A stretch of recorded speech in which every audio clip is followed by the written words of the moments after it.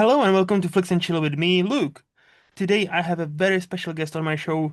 Jack is here. So Jack, why don't you take it away and please introduce yourself? Yeah, name is Jack. I've been writing for Sif Pop for 3 or so years now. So if you read from the website or if you listen to any of those podcasts, you probably heard me bouncing around. But Hmm. this is my first time on this network here, so I'm very pleased with the opportunity. I was appreciative for the invite. Not at all, not at all. Like we've actually met through Sitpop, and I actually recorded Mhm. a podcast with you. So Yeah.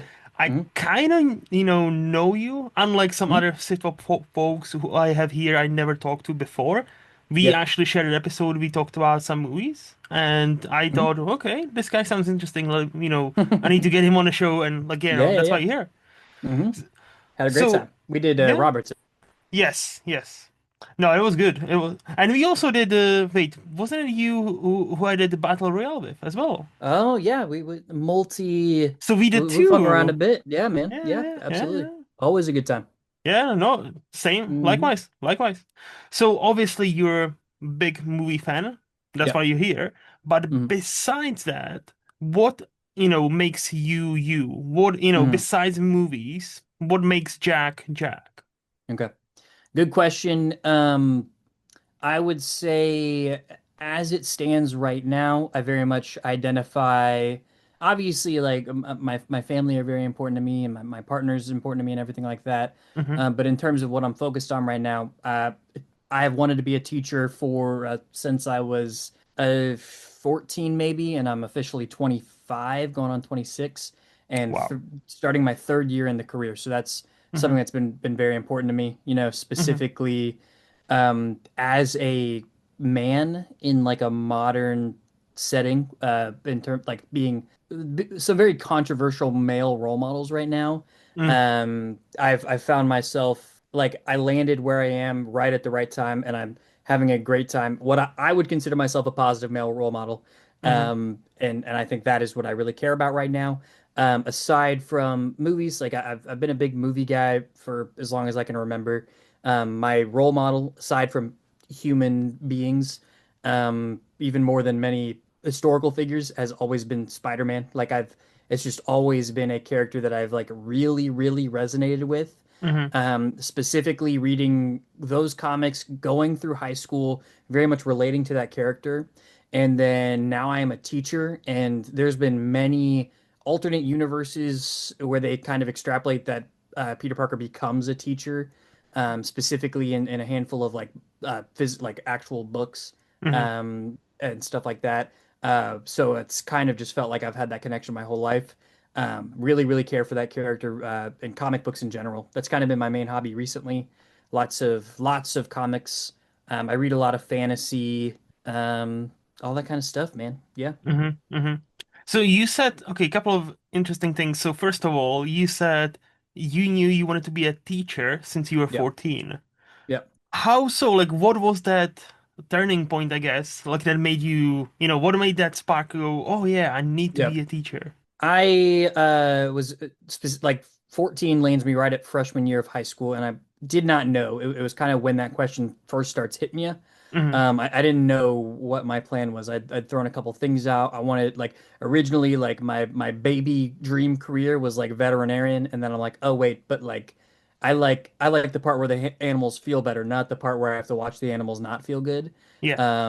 And since then, not I'm a very squeamish guy. My partner, she's pursuing a doctorate in pharmacology, so she Hmm. has to go through all those hospital rotations and nastiness. And Hmm. we watched The Pit, which is a great TV show about hospitals, and the visuals in that, that pushed me. So I couldn't do that. There was just some other stuff that bounced around, and then a mentor kind of came into my life. There was a male teacher of mine.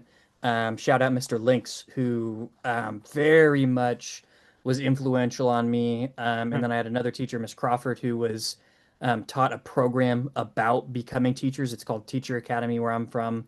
And they popped into my like advisory or my homeroom, and basically like a couple of kids pitched that program.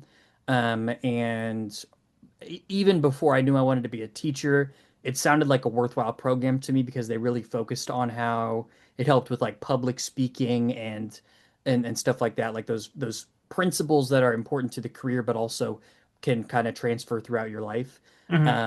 And they sold me there. Like for a minute there, it seemed like my entire purpose was just to duplicate Mr. Lynx. Like I was kind of forcing things. Like he was a biology teacher, and I'm like, okay, so I should be a biology teacher, even though that field means very little to me, and I don't have that personal attachment to it.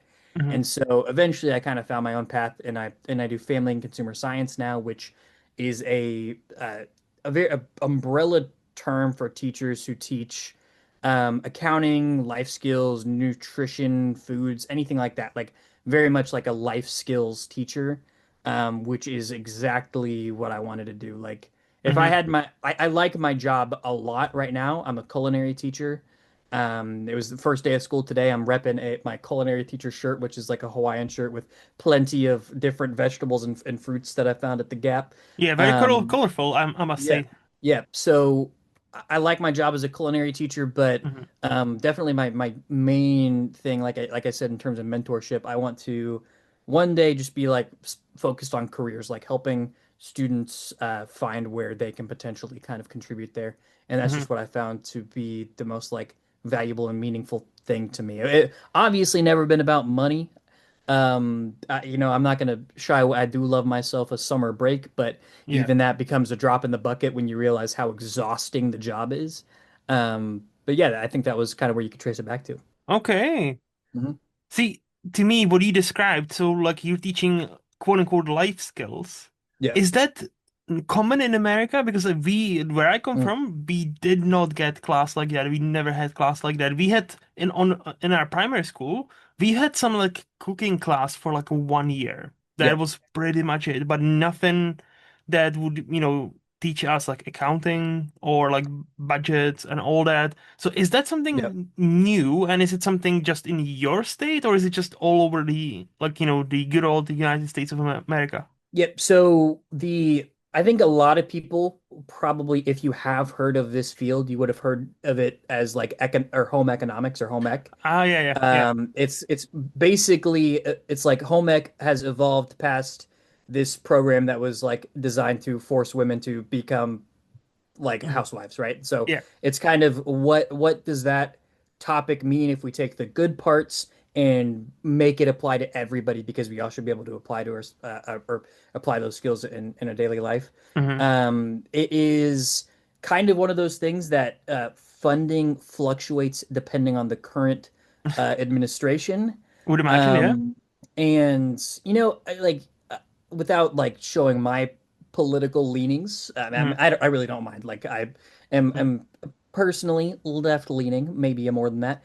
But like they're not bad about it if we have like a Republican government because like they do want kids to be prepared for life. Like when Hmm. you get this job, the first thing every single person says to you when you tell them what you do is, "I wish I had that growing up," Hmm. or "Kids don't get that enough these days," like that kind of thing. So I think it is something that is has a level of like bipartisan support to the point where it has become more pervasive like throughout the country.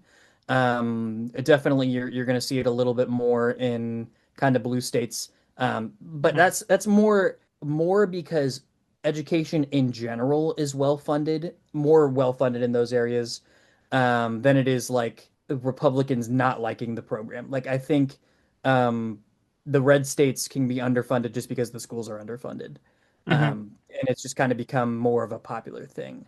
Yeah. And I think it's also like it's in a really interesting spot right now because like I said, it has evolved from home ec, and home ec was a relatively common thing within like 80s, 90s kind of thing. Like it was still home ec. Like Hmm. your assignments were cooking, were like prepare like carrying around the fake baby or like a box of or a bag of flour that's supposed to be your child or whatever. And many of those teachers, just based off like the longevity of a teaching career, are still like are only now retiring, which is kind of leading to like this new like ushering in of like a kind of redefining what the field is. Like Mhm. as the kind of older people retire, we can kind of start to re-understand or reevaluate what we can do with the class. So, Yeah. See, the bag of flour, pretending that that is your kid and need to take mm, care of it. I yep, only know of it because of certain American sitcoms from like mainland yep, 90s, but it was always an egg. Like you need to take care of yeah. this egg for like a Egg, absolutely. week. Hmm. Have you ever done this? Like not as a teacher, I mean like as a student. They did not have that in any of the classes that I took. I Mm, before I started teaching, there was one year I took like a gap year in my studies and I was a mm, substitute teacher and the classes that I or the schools that I subbed at, they that was the first time I saw it in person. mm, Um it's I didn't get to do it. I don't think I'll have my students do it if I can. I don't know. There's some benefits to it, but it's a little bit goofy. Like the yeah. issue is, as a high school teacher is very much like how creative can I get with my instruction and with my activities before it becomes kind of like a joke or a meme or they Hmm. don't take it seriously. Like Yeah. if students actually did look at that egg as if it was a child they should protect, it could potentially be good, but you have to really innovate now, especially like kids these days are more creative Hmm. and Hmm. mischievous than ever. So, and I enjoy working with students, and it's one of the best part of the job. But Hmm. they definitely keep you on your toes. Oh, I bet. Yeah. I feel like the teaching is one of those professions I feel like I could do in a Mm, way, but at the same time, I remember me how I was mm, throughout primary school and high school, yep. aka being a little shit. Hmm. And I remember then visiting that said high school years after, Yep. and one of my teachers told us, like there was a bunch of us visiting, and I quote, "We thought you guys were bad. What came Mm, after you is absolute, mm, like insane bullshit. Like you yep. guys were golden. Like this new generation is, and it's not even like couple. We are not even that far removed. Yep. So, but you said you've only been teaching for 3 years. Am I Yeah. correct? This So, is the start of my third yeah. year. So I guess you don't really have that like a reference point. You know, like oh, 10 years ago it used to be like this. I would Yeah. say, yeah, I do agree. I think the dividing line is like it can be overstated to a certain extent the effect that the pandemic has had on our culture, but Hmm. specifically the behavior of students. What you can expect is very much influenced by like how old were they when the pandemic hit, Ah. and the kind of the impact it's had on like social situations and Hmm. stunted growth and stuff like that. Has been really, really interesting to see this year specifically. Like if you know me, like I am the last person to say like our culture has gotten too sensitive. Like I really, Hmm. I think like, hey, we should be accommodating for the people around us and everything like that. But there are some instances where you can overcorrect that, and specifically, like I feel like we do baby high schoolers a little bit too much, Okay. specifically in terms of like social situations. Like I would identify as somebody who has social anxiety and like Hmm. to a certain extent. And I mean, I do podcasts because I think it's fun. Like, I don't really think about the fact that people might listen to this. Like, I just chat with my friends, but Hmm. I teach every day. I'm in front of like 30 students, like public speaking. Hmm. Um, and like, you do sometimes you have to do that. And the tendency for teachers, I mean, what I was doing for the past couple of years and what I've seen other teachers do to like underestimate what their students can do and not push them to be social. Hmm. I think that's something that I'm really focusing on this year because I think those are skills that students are lacking right now. So really pushing my students to do those presentations in my class, not because I'm a culinary teacher. Hmm. I want them to present on the different heating methods, not because that's going to be the most relevant thing to their life, but the skill of presenting is something that is universally useful, Yeah. and is something that like it just it when you do something as drastic like one-on-one conversations are hard in social situations, but jumping above that and presenting information Hmm. makes those lower stakes conversations a little bit easier. Hmm. And so yeah, like I have every intention this year of like making my students like talk. Like we're doing assigned seats not because the students are too crazy, but like I want you to learn how to talk to somebody you've never met before.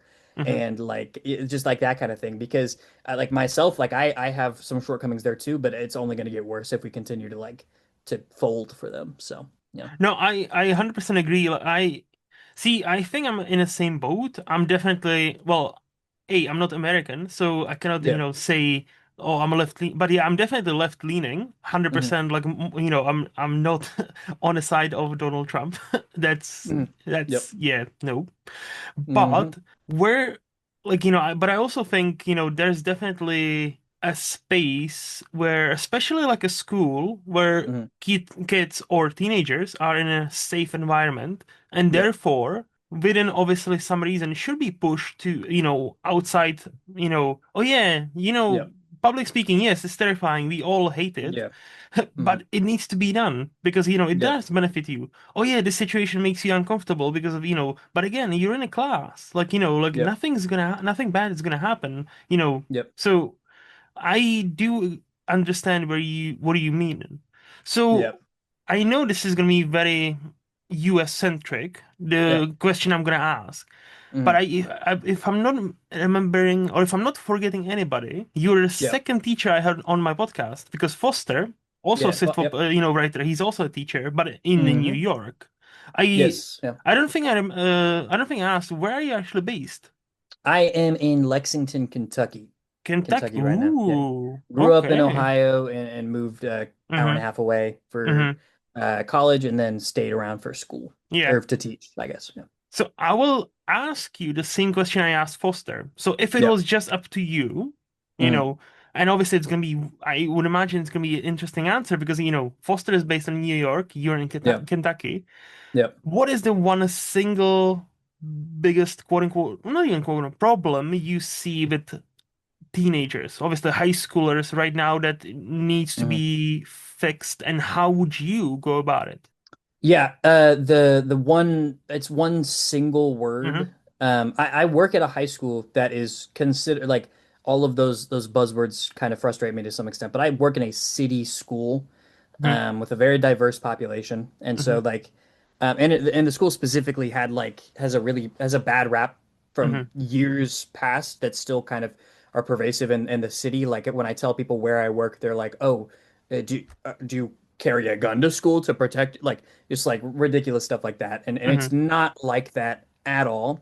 Mm-hmm. The main issue is apathy, fully apathetic teenagers, and it's something that like you can't even hold against them to a certain extent. Like all of these kids obviously grew up on the internet, which has its pros, has its cons. Like I think a lot of like I grew a lot with my parents, but I don't think I would have the same political beliefs I do if it weren't for like some of the random people I found on YouTube who became like my Mm-hmm. like comedic role models in certain extents. But like so these students grew up on the internet more so even than I have, and it's like the buzzword, but like doom scrolling. Like that's all you Yeah. can do. And when you're so painfully aware of the issues around you that are fully and entirely out of your control, it can be challenging for some students to like buy into life. Yeah, like why should I care, right?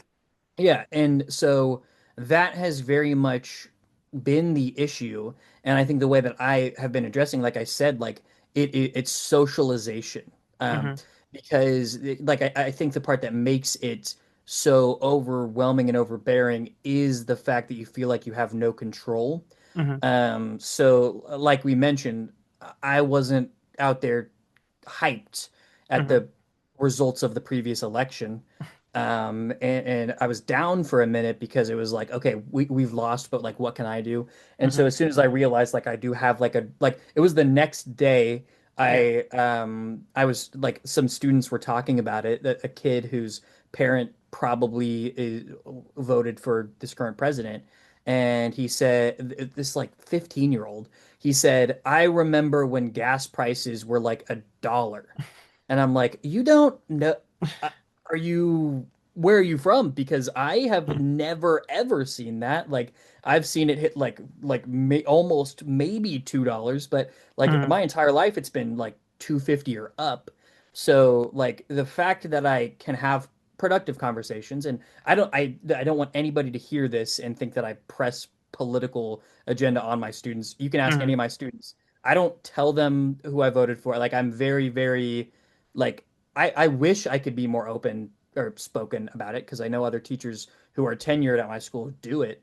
Hmm. But I am careful. I don't want them to think that I'm like brainwashing their children. But the fact that I can like model even little things as like being respectful towards women, like treating female students the same as male students, like cooperating with like having just normal conversation. Like the fact that it's the bar is this low is tragic, but like treating my female coworkers with respect and stuff like that. Like when the fight is against these figures like Andrew Tate and stuff like that, I do feel like I can have some influence on there just by being a decent dude in Hmm. front of young teenage boys who are maybe like the most prescient impending crisis that we have right now. Like Yep. the at least in the US, like the I'm not sure how much that travels around, but like the way online politicians have targeted young teenage boys is brutal. Hmm. So like bringing that back to what you asked is like how do I address the problem of apathy? Having students just feel more involved in their community, getting them to and like they're like I don't want you to assume like I walk in and it's like 1984 and it's just like gray drab Hmm. environment. Like my students are like I'm shocked by how positive and how community focused they already are, but there's definitely some stuff that you can still help. Hmm. And as soon as they like get more involved in their community and like and learn about the people around them and respect, like I specifically teaching about cultures for food I think is just a really good analogy, just like respecting other people's opinions for food and learning how much of what we assume or what we know of food is like based on bias and racism or ignorance Hmm. is just a very good stepping stone for students to kind of learn that empathy across the board. Yeah, yeah, that's a good point. Yeah. I've noticed one thing, and especially Yep. about America, right? Yep. So I know from statistics, and we're just gonna speak statistics, but they Yep. obviously reflect some patterns and some, swings and, valleys. Hmm. So I know atheism is still kind of on the rise in America. So, like, Okay. there's more atheist people than ever, pretty much. Hmm. However, apparently in the last couple of years, especially amongst young people, I don't know if especially young men, but the young people, like Gen Z, Hmm. there seems to be an uptick about, oh yeah, suddenly there's this like generation that's kind of religious. And I Interesting. never understood that until you kind of connected this one dot for me. The good thing about any religion, whether it's Christianity, whether it's Buddhism, whether it's Islam, whatever, it's that community. Yep. And I think and I think that it's clicked that maybe part of that, or a big part of that, in my eyes, would be young people are not necessarily more religious all of a Hmm. sudden. They are just looking for that sense of community because, like, Yeah. they've been brought up in this world where, yeah, COVID happened, everybody Hmm. was shielding, like, Yep. and it's hard to build some sort of connection, some sort of meaningful relationships. And I Hmm. guess that's the easiest thing to do is, oh yeah, let's go to church. Let's see what's Yeah. that about. And okay. So I just Definitely. I mean, wondered how that's gonna play out. yeah, yeah. I mean, it's ultimately wherever you find your community with the make or break moment is going to be is that community focused on uh like empathy and Mm-hmm. expanding and everything like that, or is it exclusionary? Mm-hmm. And I think that's going to be kind of how we grow. And I think teachers, I think we just play a huge role in that. Mm-hmm. And the really, really challenging part of being a younger teacher who is passionate about politics and just basic human rights and stuff like that is figuring out how to role model that those emotions and that perspective without overstepping boundaries Mm-hmm. because I don't I don't feel comfortable. I mean, I shouldn't. I'm not allowed to, or not supposed to, or whatever. Talk explicitly about politics, Mm-hmm. specifically because it's just not necessarily relevant to my coursework. But it's tough, man. Like being a white teacher at a school that is predominantly minorities, Hmm. without and like not being allowed to vocalize certain things is tough because I don't want my students to think that because I'm a white guy I voted for Trump, but the Hmm. numbers are not in my field, Yeah. and I'm not really allowed to communicate that. So it's like I have to mirror or show or model these skills or these values without telling them where like what my background is. So Hmm. like even if I look like I'm being like a good guy who treats women well, it's like what if they just assume I'm a Trump guy and so Hmm. they already don't even like that, so that kind of thing. Like it's probably less like something that's it's actively in my students' minds and more something that I care about. Hmm. Um but it is something like it's why I'm still in my career field for sure, Yeah. is because like I think that you can model universally good skills and lead to a potentially better community because of it. Hmm.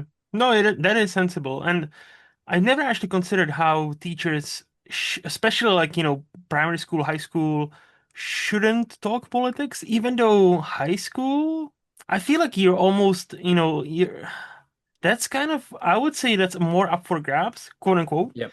in a sense where you're dealing with almost adults based on how Mm. old is, your classes. Yep. Like I don't know how old, is the class you teach, but like if Yep. they are like 16, 17, Mm. I don't think there would be any quote unquote grooming going on in a sense Yep. where if you express, oh yeah, I wouldn't have I never voted for him. Here A, B, and C. I don't think that's any Mhm. brainwashing. Yeah, and I don't like probably if I told my students just like flat out as a statement that I did not vote for Trump, I probably wouldn't get in trouble. Like I even if I pushed a little bit further, I probably wouldn't, but like it's Mhm. you definitely have to be concerned about that kind of thing with like the parent climate right now. Like All it um takes is one parent in it. Like yeah. all it takes is just one complaint. Yeah. So Hmm. like, it's the same thing with like banned books and stuff like that. Like it is like I am very much of the opinion that like we should be able to have these conversations. Hmm. Um we any book should be allowed in our library. Like I think that is the case, but uh, sometimes my personal opinion can I have to check that. I have to be a professional because so I don't lose my job. Um Have you and had that I happen like at your school, by the way? Like any books being removed? Not that I'm specifically aware of. Like I'm Okay. sure that there have like we've been affected by it to some extent, but yeah, I'm not like there hasn't been any like specific controversies Hmm. or conversations that we have had about that. So who knows? Okay. But yeah. Okay. No, this has been interesting because yeah, like to me, teacher is such a hard profession, Mm, such a ungrateful profession to an extent. mm, Like, because people always presume, oh yeah, easy job, great yeah. money, you get summer off. Mm, why do you always complain? Why do yeah. and it's just the amount of prep that goes into it and Yeah. the care if you Mm, actually do it properly, and yeah, you definitely can influence literal people's lives because, like, yeah. you know it yourself, I know it. There's nothing better or worse than having a great teacher or a bad teacher. Like, Definitely. that can, shift you both ways. Yep. But yeah, Absolutely. no. Yep. So you mentioned you're in Kentucky. Yep. So if I were to ask you, Jack, hey, Yep. I'm coming there for a week, for a 1 week holiday, right? Mm, And so where would you recommend me to go? Where would we go and eat? okay. What's something that's just in your area, for example, that is not anywhere in America that's like, oh, this is very unique to us. Okay. So specifically the city that I'm in, a lot of our tourism, a lot of our culture here is horses, surprisingly. Mm, Like I've heard like we've been like thrown around as like the horse capital of the world or whatever. Like we just like I think if you're interested in that, interested in derbies or anything, like we have ours is called Keeneland. mm, Draws a huge mm-hmm, crowd every year, just a bunch of like random people in crazy hats. Like I think that could potentially be interesting to some people. I have no interest in horses, so Hmm. even that I wouldn't like strongly recommend.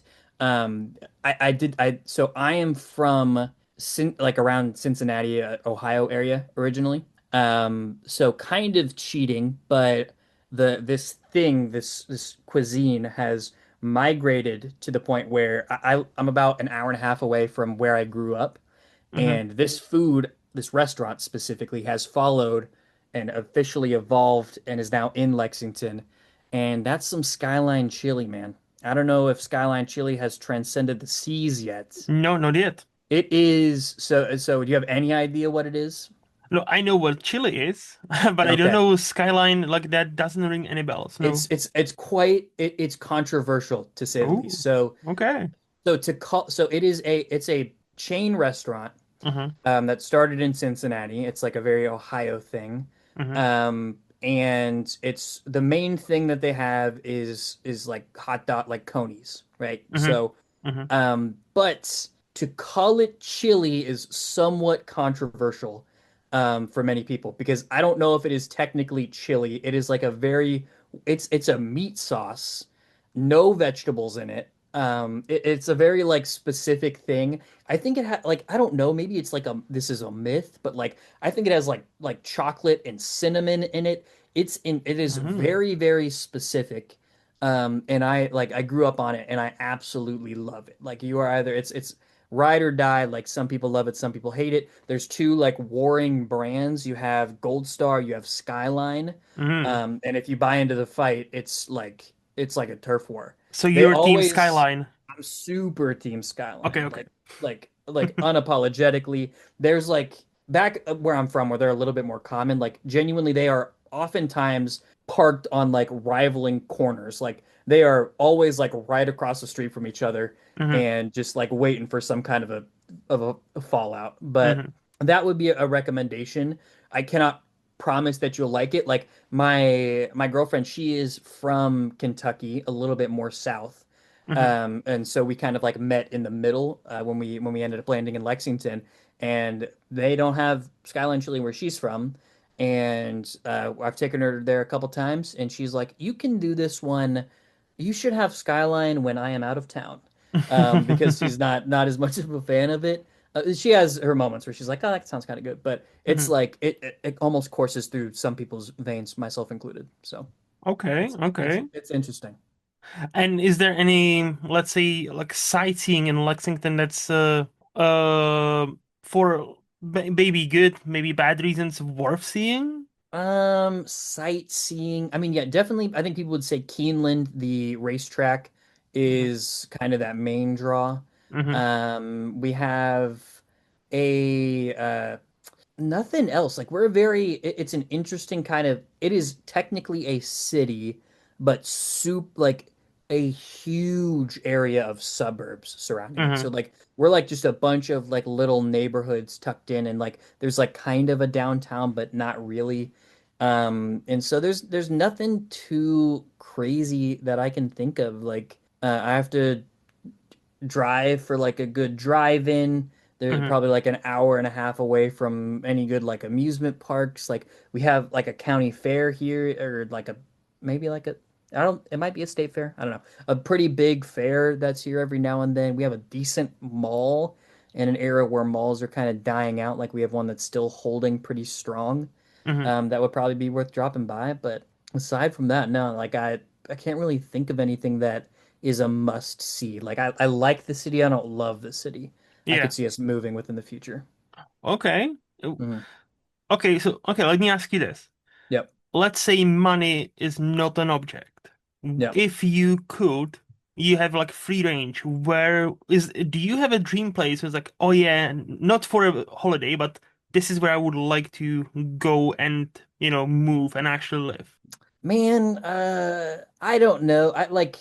I think I would the main thing I don't really have a specific place, but like weather is probably the biggest thing for me. Hmm. Like I could not move to like Florida. Like I go there on trips occasionally, but like that feeling where you like I just remember like growing up we would drive down there Hmm. and you would get out of the car and you would just like feel the humidity, feel the air on your Yep. body. And that made like I think that's where my slight claustrophobia comes from. Like I just cannot have that vibe. Somewhere that's just a little bit cooler year round, like one of the Carolinas maybe, but hopefully somewhere that's a little bit more blue Hmm. state-wise. Um, Because Teacher Kentucky is pay. pretty red state, isn't it? Yeah, Lexington Yeah. is one of those like I think we leaned to the left, but as as a state, yeah, definitely. Hmm. Hmm. Um, Definitely you would consider it like south. Yeah. So yeah. For some reason, the name Lexington rings a vague bell, and I want to say, is that a town or a city that has some sort of Confederate statue still there, and it's kind of a crazy one? Is it There possible? maybe, I don't know. I do know there's a high school called Henry Clay High School. And this guy, Henry Clay, is like a big figure in Kentucky. Mm. He's a lot of stuff is named after him. And Hmm. that guy like definitely owned a bunch of slaves. And so like it specifically when you live in a city Hmm. like city, a diverse population, lots of like African American people, insane to make them go to a high school that is named after a slave owner. Like, Hmm. um, so that there's it wouldn't surprise me if there's some kind of controversy around that, but um, yeah, nothing puts us on the map in a big way. Hmm. We're like a larger city in Kentucky, but like maybe like fourth or fifth. I don't know. Yeah. No, because like I didn't know where you from, Yeah, but I like when the moment you said Lexington, I'm like, yeah. why does this ring like I definitely seen like a news report about Lexington. Mm, And the only place I can think of is like John Oliver when he was doing a piece of like a Confederacy and like mm. statues and all that. And Yeah. I'm like, that kind of rings a weak bell, but I don't know. Like I wouldn't bet my life on it. I'll just say that. Yeah, Because yeah, like I was like Kentucky, Red State. I think it's probably a safe bet. They still have some statues there that probably shouldn't be there. Should be in yep, a museum. I'm hmm not. I do not want to destroy them. I don't think yep, anybody wants to destroy them. I think should be put in a museum surrounded by yeah, a lot of historical context. yep, That definitely. would probably help. But Yep, yeah, I agree. okay, so Skyline Chile. All right, if I'm ever there, Hmm I need to check it out because that sounds very interesting. So Yep, chili that's just pure meat sauce, no veggies. pretty much. Yeah, like it's just yeah, just I don't even know how they make it. It's for all I know, It's it's naturally magic. occurring somewhere. But yeah, they just found like a geyser. Okay, I think then we can move to the this or that game where I'll Yeah. ask you or give you two options and you tell me which hmm one would you prefer and why. Okay. So Jack, iOS or Android? I actually had an iPhone for 15 years, but like my entire life, and just this year I bought a Pixel. I got the Oh, Pixel Pro Fold. So oh, the just wanted, fold. yeah. Nice. Um, it's a bit of a gimmick phone. Like you can, I would definitely would not recommend it to everybody. Like you can tell this is technology that is being worked on. Like there are Yep. more glitches than you would like. I think of like iPhone, like almost like when I think of like Nintendo, like when you think about video games, you think of like the big ones like Call of Duty and stuff like that have so Mhm. many glitches, but there aren't many like glitch like when a Nintendo game comes out you can expect like it'll be pretty crisp. I Yeah. think that for the most part with iPhone, there's definitely some glaring exceptions where they've made mistakes, but like you have a pretty consistent thing you can expect. There are like there's a lot of stuff that's super innovative about this phone, and as somebody who like reads a lot of digital comics, like I love it. As a teacher, the fact that you can like have two tabs open at the same time has been really, really useful for many different things. Hmm. Um, but yeah, I mean, I don't know. Like, I'll keep this one for a couple years, maybe, and maybe I'll try Android. Like, I'm no longer super committed to brands because one of my favorite things with iPhone for so long was like getting the new iPhone. Like, I was very much a part of that crowd, and like Hmm. I was so excited to try all the new little features, and it Hmm. just became so stagnant that I wanted to get that feeling again. So I'm now more of like try something new, man. So is that what prompted the change from, iOS to Android? That you wanted to Uh, try something new? Yeah, I wanted to try a different fun phone where I would be challenged. I think my girlfriend put it like in a really interesting way too. Like she still has an iPhone and Hmm. she's like, when I look at my phone, I am like inside the phone. Like I just feel so like familiar with the ecosystem that like I just feel like I get lost in it. But when you have like a brand new system, you can really tell that you're using technology, which is like it makes it less addicting to a certain extent. Like Hmm. you very much feel like you are using a piece of utility. Hmm. And so like yeah, like I find myself like taking breaks more frequently too. Okay, interesting. How do you Yeah. like your fold besides the occasional glitches? Yeah, I do. I like it a lot. And the main thing that like I love reading comic books on it. Just like the accessibility, the yeah, it's really really cool. Hmm. Definitely like I would have like a laundry list of things I would suggest them to change in future um updates, but like nothing that has made me want to get an iPhone again. Like I've Yeah. been very happy with the change. Yeah. Okay. Okay. Yep. So, TV shows or movies? Movies. Yeah. I used to like probably when I first really got into the scene, like I was very TV show oriented, but I recently have fallen off it. Like it takes something pretty either like relevant to me or easy to watch or like I really don't watch much TV unless I'm like watching a big series with like my partner, like just to chill. So Hmm. Hmm. yeah, That's fell fair. off of that. Tea or coffee? I don't do coffee at all. I do like tea. Okay. I recently like that was one I took that up as a hobby last year. Hmm. So yeah, we've been doing a lot of tea. Mix it up a little bit. Like I like trying all the different flavors and stuff like that. Really easy. Like it also has just helped me like doing like less soda. Hmm. So yeah, definitely tea. What's your current favorite? Like, do you have a preference like green tea, black tea, any specific brand? I love chai. Okay. I don't really have a preference of brand. Uh, normal. I like green, I would say. Hmm. Would be probably my go-to otherwise. Okay. Yeah. Sensible. Mm. Sensible. Money or free time? Mm, psh, maybe right now I'm probably more of a like give me some cash, man. Like Yeah. fresh out of college, fully living and paying all those bills and stuff like that. Like I work two jobs right now, so having the money would allow me to have a little bit more free time. So, I think sometimes a little bit of money can buy you some happiness. Like Hmm. I'm not gonna go one way. Like I'm not super anti that or for Hmm. it. Like I think a good amount of money can definitely make your life a little easier. So yeah, 100%. yeah, 100%. yep. Honesty or other people's feelings? Um, I would say other people's feelings because I don't think that necessarily excludes honesty. Hmm. I think like a really important part of like learning how to communicate with people is knowing what to say and what not to say. Like Hmm. universal, just saying the first thing that comes to your mind is just never going to be the move for me.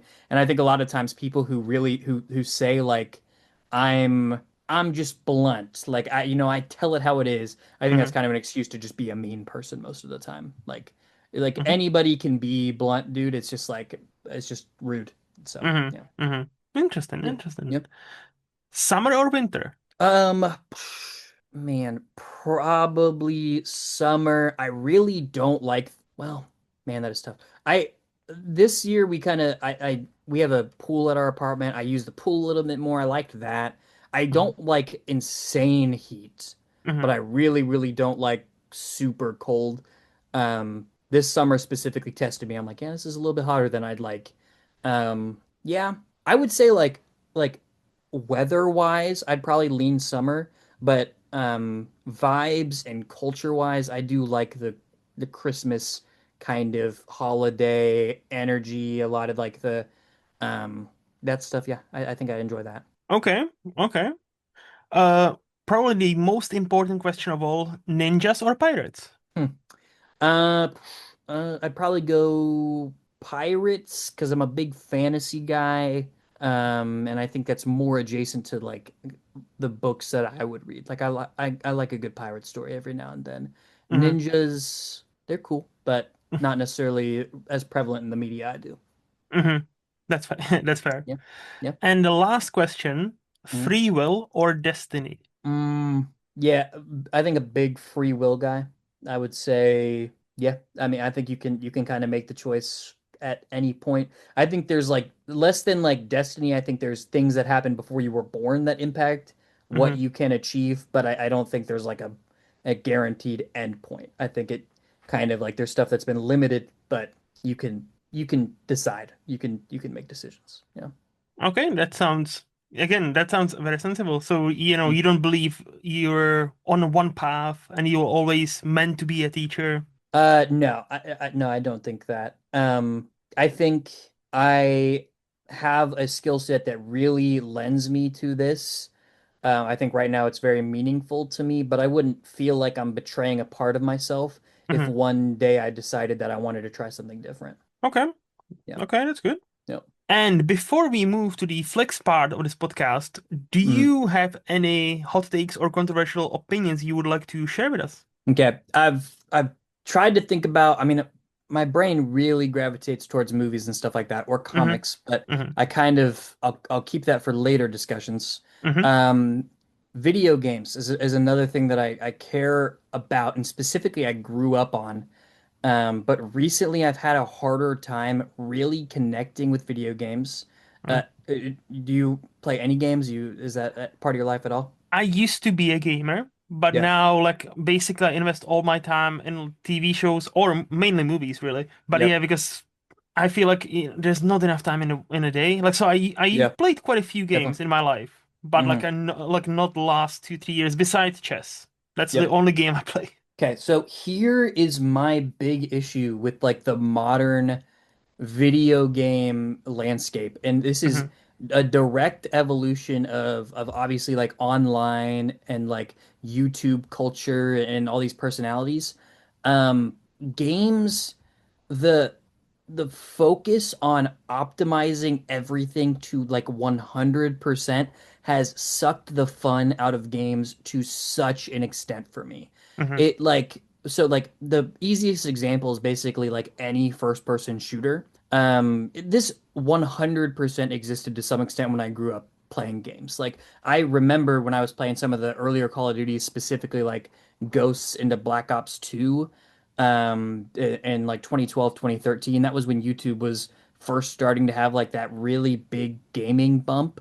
Hmm. I definitely watched a handful of videos that were like, look at this cool spot, or like, this is the gun you should be using. But like, I still felt really interested in like trying new things, different variety. I didn't feel like if I didn't use the best possible weapon or the best possible thing, that I would be like at a huge disadvantage. Nowadays, like it is just down to a science. Like every game has like a spreadsheet that everybody's looked at, and it's either like you do that and like follow the status quo, or you have to be exceptionally good, and use stuff that's like a little bit worse just for fun or variety.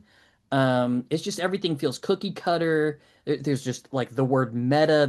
Everything's got a meta nowadays. You Hmm. gotta play a character the exact right way, or you're wasting everybody's time. Like the like just like pressure, like Overwatch or Marvel Rivals or any of those games. Like if you get a character and you do something that's not on the spreadsheet, you're getting cooked in game chat. And I'm like, dude, I'm a teacher. I come home, I play like 1 or 2 matches a day. I can't. I just want to be Iron Man for a second. Yeah. I'm not like I know I'm not using my ultimate in the exact right situation. It's just like grinding for certain things is such a chore. Um, I don't know. Like it really it's multiplayer games. It's a big thing. Like if you try to play Call of Duty or anything like that, Overwatch, like you are at a severe disadvantage if you don't spend the night Googling stuff. But like the fact that it's even bled into like single player games, has been kind of tragic. Like there's you go for the right gun, or you go to this place within the first 10 minutes of your playthrough and use this gun the entire time. It's been kind of tough. I mean, I think optimization is like it's part of like all of the culture at this point now. Like it's like you people watch stuff at 2 times speed. I'm a victim or a perpetrator of that. Like movies, like everybody's like more focused on bumping up their like letterbox numbers a lot of times than they are like actually just like watching the movies they want to watch. Hmm. It's just optimization is taken so much of the fun, and unfortunately, I don't like pointing out a problem without like a solution. But you, for video games at least, you can't walk that back. It's just how things work now. Hmm. And unless everybody who plays the game really buys into it, it's just the way the culture is at the moment. So yeah. Yeah. I thought you're gonna bring up the fact that even single player games need to be online for reasons. Yeah, no, that sucks too. Yeah.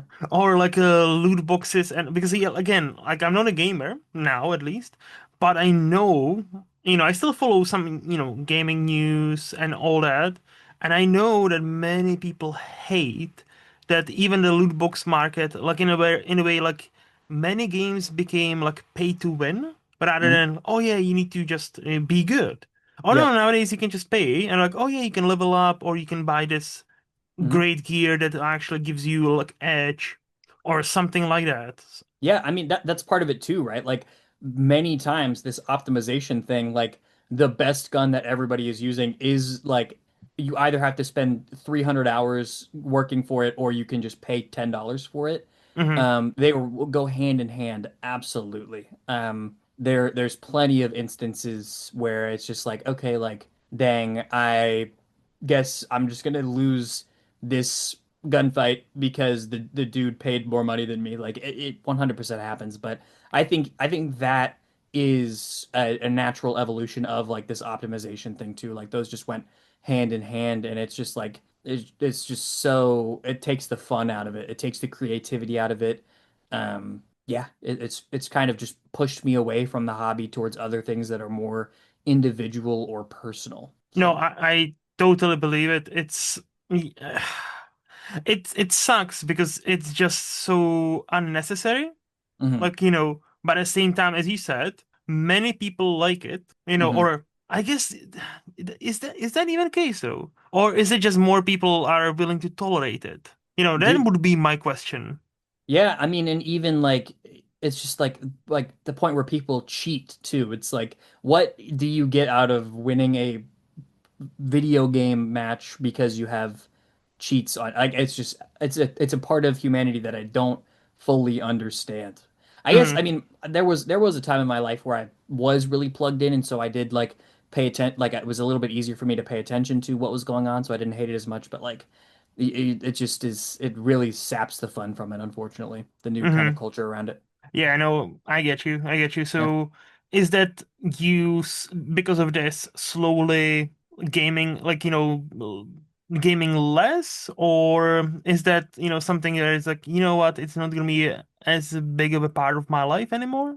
I think it's pushed me, like there are, I think the games that are less, it just pushes you towards games that are less popular or less like online focused or more story based or anything like that. Like I still play a decent amount of games and stuff like that. Hmm. Um, and I'm just very intentional for myself, like about like when I do pick up the big game that has come out, I'm just specifically like you can do it with single player games. Like I'm just not looking stuff up. Like I want to experience this how it's supposed to be experienced. Like it's the same thing. Like looking up like what's the best gun to use in this single player game for me at this point is like the same as looking up like what is the big twist in this movie. Like Hmm. you just take away some of the like the personal buy Enjoyment. into it. Yeah, yeah, Yeah. definitely. Yeah. No, see, that was also one of my things, like, why I stopped. Because I Hmm. nowadays, like, games became so much bigger. So Hmm. even like, Tomb Raider, Yeah, the reboot, I actually managed to play all three of those, and yeah. I liked all three of those. Hmm. But for my completionist ass, to Yeah. actually do everything, even like the side task, the side Yep. quests, all that to get that 100%, right? Hmm. It can be like a proper 24 hours, like, just Dude, full on like net time that's on spent. the dude, that's on like the low end. Yeah, Like exactly. genuinely, like, yeah, I know. it's the completionist. Fortunately, I don't like I get that for specific games that I'm really passionate about, but I don't I'm at a point in my life where I'm like I'm down to just play the story, play the Hmm. game, do a little and I'll drop it like but I definitely like there are moments where I'm like, dang, there's something I want 100% this, but some of this stuff is insane. So, Yeah, yep. yeah. Yeah, man, definitely. Is there anything else, that you would like to discuss, or do you want to talk some movies? No, I think that's the main thing. I think we talk about movie hot takes in a second. I got Yeah, one that yes. that's I think I like. It's a little bit different, so All I'll right. save that for then. Yeah. Okay, so now this is the part of our podcast where we move to the flicks part of it, where we talk Yep. some movies. So, Jack, what is the last quote unquote new movie you would rate 5 out of 5? So anything 2020s. So it's genuinely challenging. Like I don't rate many things 5 out of 5 stars. Most of the ones that I've given, it's just like it feels almost basic. Like I do tend to resonate. Like Sinners, I was astounded by like that would be up there. Everything Everywhere, that would be up. It's just like Mm-hmm. the easy answers. So I've honestly I've been toying with maybe I might start being a little bit more generous with those 5 out of 5 stars. Like if that movie really sticks with me, even if I have a little issue with it, man, like I think I might be there. So, and like examples that came to my mind, I might end up bumping 28 years later to 5 stars, even though the ending Nice. was a little bit jarring for me. I adore that movie. Like it's a special, special experience. Mm, Even but like going back, I recently saw After Sun, that's a great one. and that movie I gave it a 4.5 stars, but I'm like, what else do you want from that? Like that is Mm-hmm. just so singularly itself Mm-hmm. and it stuck with me and it resonated with me on such a deep level. Like even if there's like 1 minute where it like drags or something, like man, that's just part of the ride. Like Yeah. so I think I'm really starting to like so I'm saying this to say for anybody who ends up following me on Letterboxd and you see that After Sun might be at a 4.5, my mind's changing. I'm Mm-hmm. reevaluating what review means to me. So that yeah. Mm-hmm. No, I would Yes. say join us, because if you go to my letterbox, you'll see I'm quite not conservative about, like, what I like. I like what I like, right? Yeah. But also, like, I've always, ever since, like, I've been like cinephile for the last 20 years, really. Like, Yeah. I've been on this journey where I'm trying to watch as many movies as I can, as many Yeah. different movies as I can, and you quickly realize if I were to do what many people are doing, Uh-huh. which is like, oh, I'll be sparing with my, like, Yeah. top rating because these are precious to me, you will underrate many great movies. So Yeah. I've tried, what I've always tried to do is, does this movie live up to what it was trying to achieve within its genre, with everything that it had going for it? Like, for example, if you go to my profile, you'll see, I don't know, I've probably gave like Scary Movie 5 out of 5. Mm. Is it the Yep. same five out of five I would give to Shawshank Redemption? Of course not, but it is. Yeah. Because again, these are different movies in a different category. One Hmm. is serious drama, one is crazy parody comedy, Yeah. but they both, to me, hit the spot what they meant to do, right? Hmm. And the moment I realized it when I was like 15, 16. And the moment I realized that, kind of felt like freer in a way, where I'm like, you know what? Worst case scenario, people will tell me I'm too meek, I'm too forgiving. Okay, I'll live with Hmm. that. That's fine. That's Yeah. fine. I'll just, I love what I love.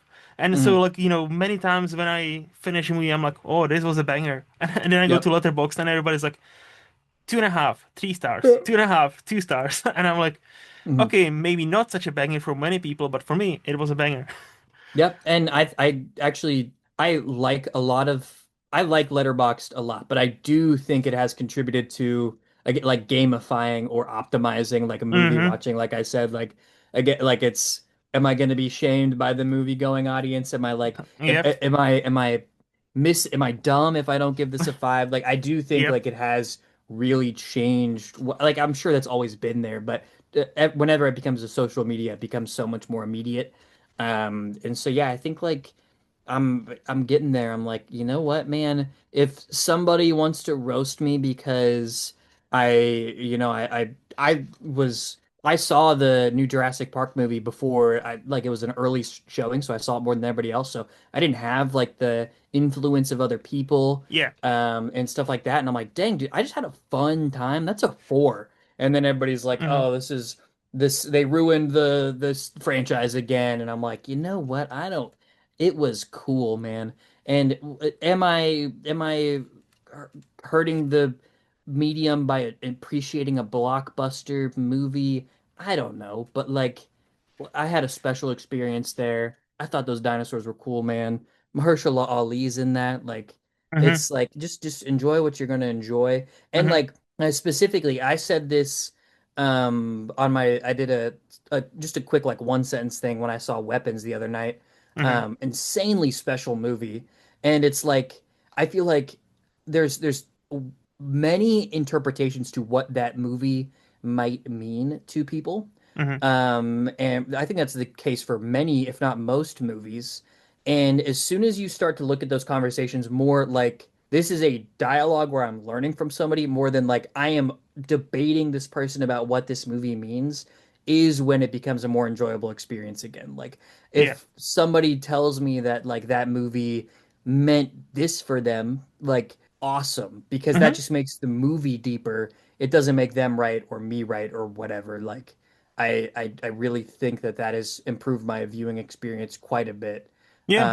And I still like I'll get down with the like a conversation every now and then where it's like oh you just don't get it like they were Mm-hmm. trying like it can be fun and playful but you just want to make sure you don't get elitist about it or like competitive to a certain extent. So And it's yeah, very easy talking movies to, to come across elitist, even if you're not trying to be. Like, yeah, and it's like I'm always very cautious about that. Like, because yeah, like I have my very strong views, but at the same time, I'm always the one who is the first one to say, you like what you like. It's all good. Like, yeah, I don't really care what you like or don't like. What I care about is when I ask you why. Like, yeah, so if you tell me, oh, I rated this popular movie 1 out of 5 on Letterboxd. I'm like, yeah, okay, I don't agree with you, but tell me why then. Like, hmm, and if you tell me, well, I just didn't like it. Okay, but why did you not like it? Well, I just didn't like it. I'm like, yep, okay, but like, but if you like form like a few sentences like, oh, I didn't like this, I didn't like this, I didn't like this, even if in my eyes, totally wrong. Doesn't hmm, matter. At least you actually stand for something, and at least you yeah, formulate some sort of opinion where I could hmm, like, I don't agree with anything you said. However, yeah, I understand. Like, I genuinely understand. Like, I've met some interesting people like, that's the other thing. Like, we're part of, Sift Pop, right? yep, And it's very easy to forget that's a very tiny bubble in hmm, a grand scheme of things. So when you yeah, talk to movies, I don't know how you have it, but in my line of work or like in my work, many popular movies are not that popular. yeah, And definitely, it's like suddenly like, oh yeah, actually hmm, this is just, like there might be like this kind of sitcom bubble where it's like, oh yeah, this yeah, movie is like considered mid and everybody loves it. hmm, So you never know. You never yep, know. absolutely, And yeah, 28 years later, Barry, you mentioned, so you're hmm, one of the I would say maybe not even 50%, but there is a certain percentage of people who absolutely hated the hmm, let's say last minute or two. So you one of yeah. those people? I, I don't know if hate is like the Mm, right word, but it just like I like it just wasn't worth it for me. mm, I'm excited for like the direction. I can't wait to see that as a movie. yeah. But the experience I had just had with like the rest of the movie and specifically how special Hmm. all of the Ray Fiennes like Hmm. meditation on like death and appreciating and respecting it the what like Memento Amoris or like just like Yeah. some of like how I was expecting that character to be like this like Doctor Death character in like a scary way, and then they completely reinvented that in such a thoughtful way. Um, I was just like, it was just jarring for me. Hmm. Hmm. And I think part of what makes that movie so special is that it is willing to do insane stuff or really innovate. Like, even though we're doing this like really fictional, like hypothetical apocalyptic narrative, like the fact that we intercut images of like war of true like wars in the beginning and like Hmm. documentary footage, like it's definitely like a little bit oddball, but like it works so well because you don't have to follow the rules. That was Hmm. just one time where they broke a rule, and I was like, I don't know, maybe I like that rule. But Yeah. like still, I did. I love the movie, and yeah, you're never gonna ruin it. It's at least I can't think of a time where a movie has been ruined by 30 seconds. Like Yeah. I was so enthralled by the entire thing. Like so, See, like I'm in the same boat. Excuse me. Besides the only thing, I kind of love the ending, like the last yeah, minute.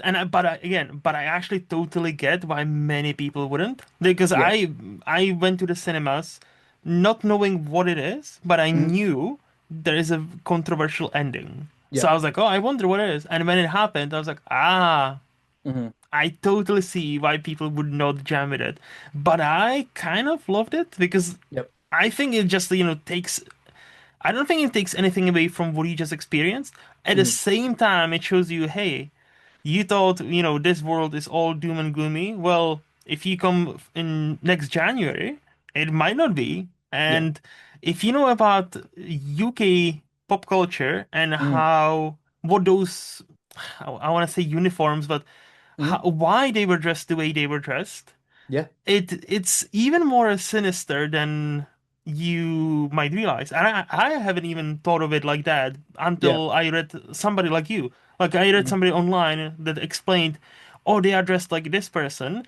And hmm, of course, in this timeline, they wouldn't have known about the hmm, horrible things they've done. yeah, yep. That person has done. I was like, oh shit, that I is. definitely, yeah. The next one definitely is gonna somehow interrogate like our relationship with celebrity or with television based on like that the very first scene and the very last scene of that I movie. hope so. And it's Nia Yeah, DaCosta, and I yeah. really I kind of Hmm. like the Marvels, and That's yeah. and Hmm. I like the Candyman. I Hmm.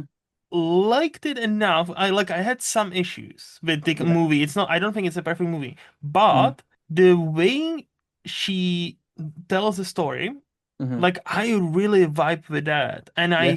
I'm very excited with what she's gonna do next. And when I heard that she's making the sequel to 28 Years Later, Hmm. I was like, yeah, I'll Yeah. be there. I'll be there in January. I cannot wait.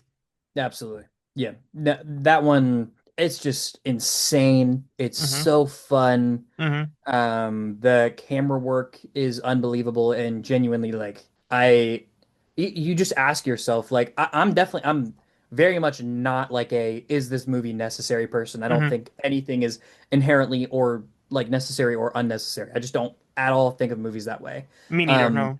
but I do ask myself like what can this possibly add to the zombie canon? Like Hmm. what are you gonna do differently that makes and then I truly just adore all of the stuff around the Bone Temple and the fact that that's the next movie Hmm. as well is like I just can't wait. So yeah. And the kid actor, the Yep. main, you know, Hmm. what a performance Yeah. by this 14, 15-year-old, if Yeah. that. Like I was like It's yeah. He kid was actors are unbelievable. not usually great. Hmm. Like but like this dude, I hope he's got a very bright future ahead of him Yeah. because he definitely has the acting chops. Yeah, I totally agree. He was definitely a standout. Yeah, I mean, there was no real like lightweights. I mean, it just the only I really had very little to complain about. Like I just Hmm. enjoyed it. Like it's Hmm. just yeah, special, really special. And I mean, I had seen the first one and Hmm. I liked it, but this was so much more meaningful to me. All right.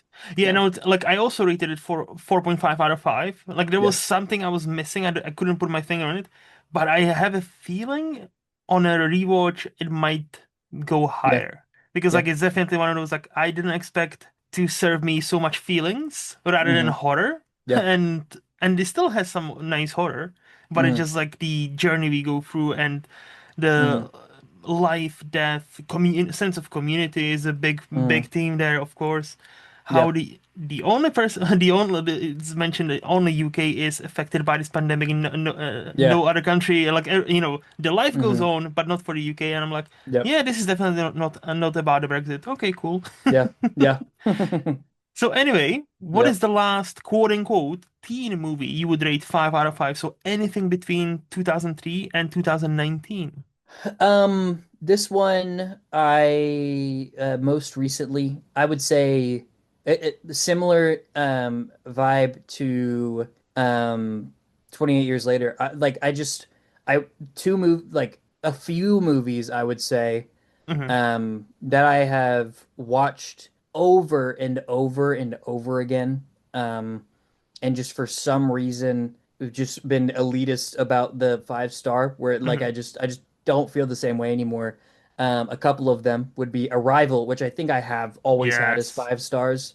That is just groundbreaking to me. It is one of the most thoughtful movies I've ever watched. Hmm. The Max Richter's as a composer, his On the Nature of Daylight, that is one of my favorite songs of all time, and the way it's used in that movie is spectacular. And then two movies that are probably going to just get the bump, like I don't know why I didn't. Hmm. Classic comedies at this point would be The Nice Guys and Game Night. Like it's just Nice. they're just airtight. Like Yes. they're light, they're fun, they are innovative in many ways. Especially Game Night's like cinematography, just Hmm. like the way that they made the world look like a game board in like those aerial shots. It's just so dang awesome. Like I just love it. I just love Hmm. it. Hmm. So those are ones that I just rewatch like routinely. Hmm. Um, and I just can't get enough of. Yeah. So let's start with game night. Yeah. I really like it. I Hmm. ever since I seen a trailer and Rachel McAdams, the scene at Hmm. the airport always like kills me. Just basically like she's held at gunpoint. The Yep. the plane starts up. And the bad guy gets sucked into the engine, and she's like, "Yes!" And then like a few Hmm. seconds later, "Oh no, he died." Yep. She's Um, fantastic. Yeah. like she has such a great sense of comedic timing. This like it's so underappreciated because those couple of Hmm. seconds and like yes, oh no, he Yep. died. Yep. Like Absolutely. just yeah, like Nice Guys. I was one of the few who actually seen it in the cinemas because that movie Mhm. flopped hard, but I thought Oh it was yeah. great. Like I just Hmm. like ever since 2016, I was like, yeah, this is a great movie. But Hmm. Arrival.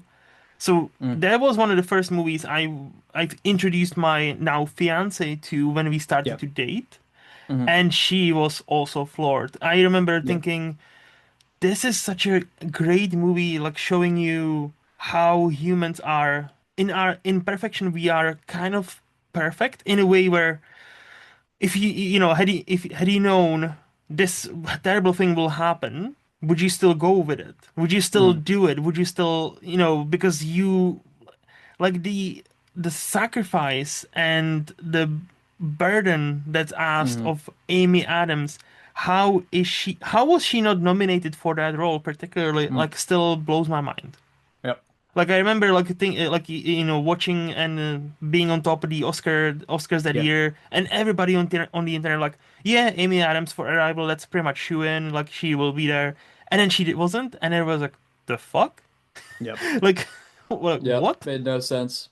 So, Yeah. no, but Arrival, that's a I would like I don't like to use that word lightly, but I like because it's not even been 10 years. Soon, next year, 10 years. Yep.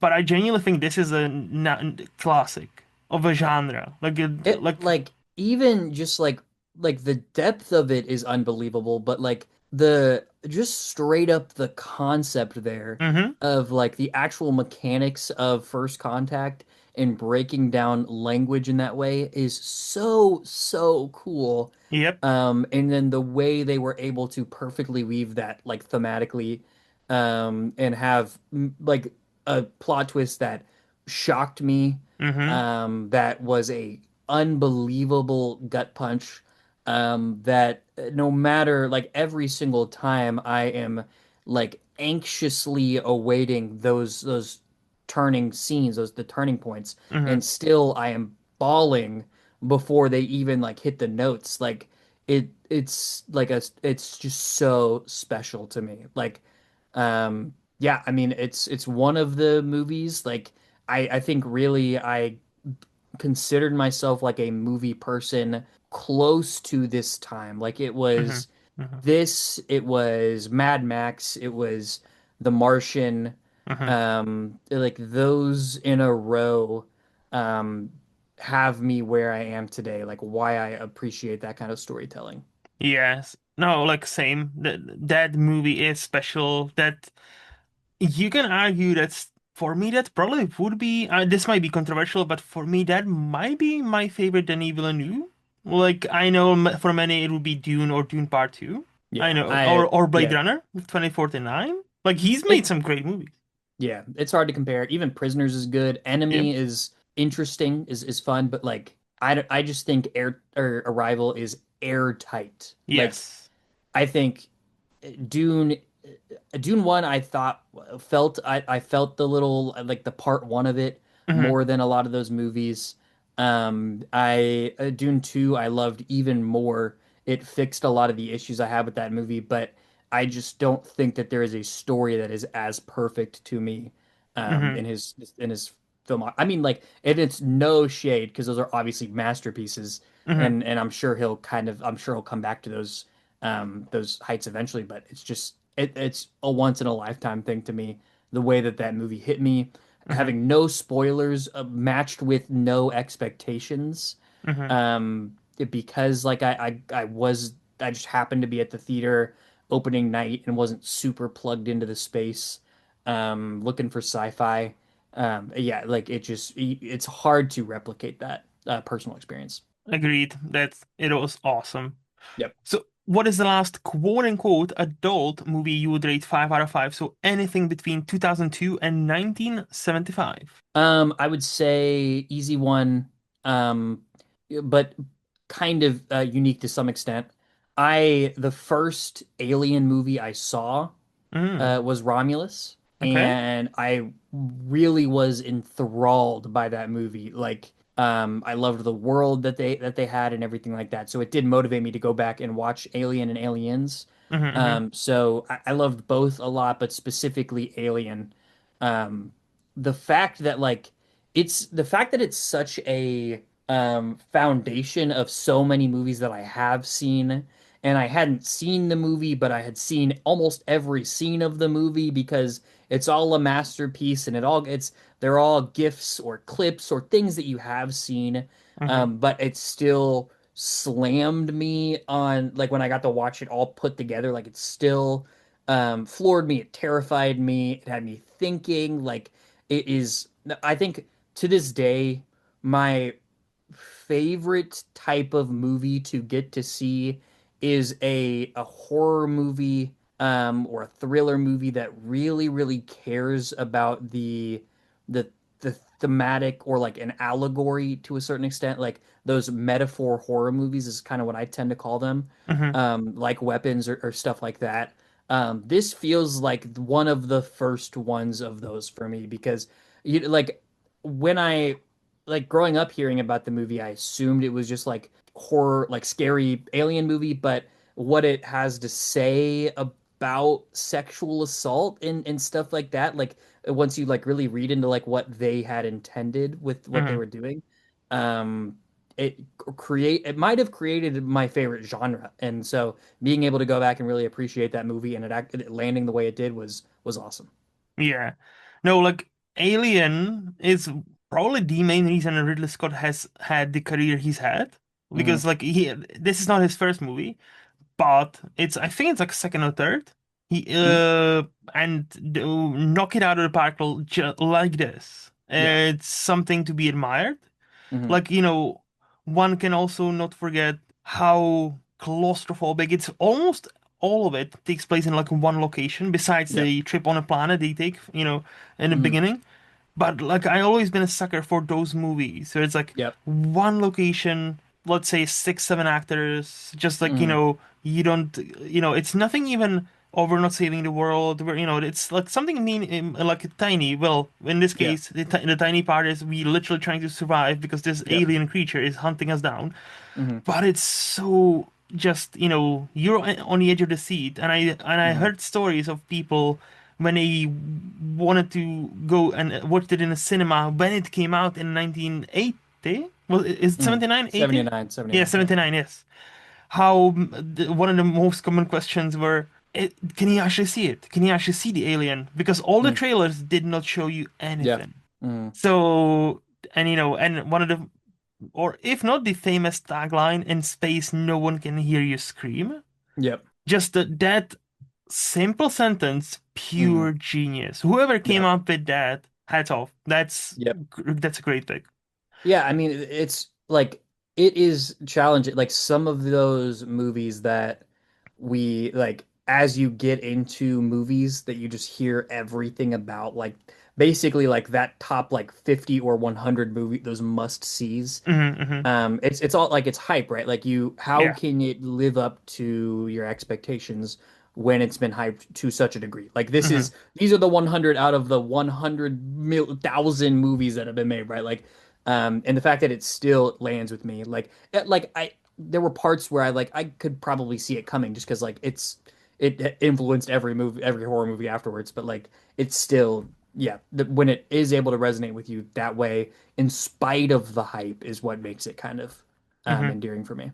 And Sigourney Weaver, like, talk about a, great heroine. And also, Hmm. let's not forget nomination for Aliens. Not for this movie, but for Aliens. She was actually nominated for Yeah. an Oscar. So, and that's not an easy feat to get Hmm. nominated for a horror movie. Just ask, Yep.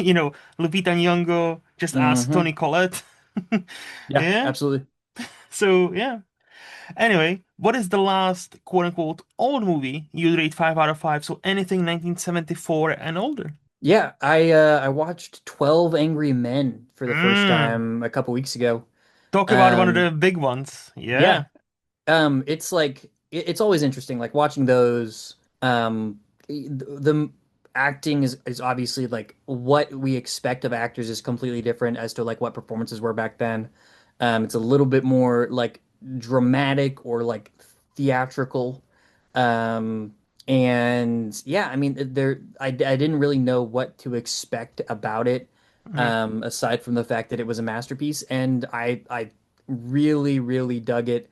The dialogue is basically airtight. The mystery at the heart of it is really, really compelling.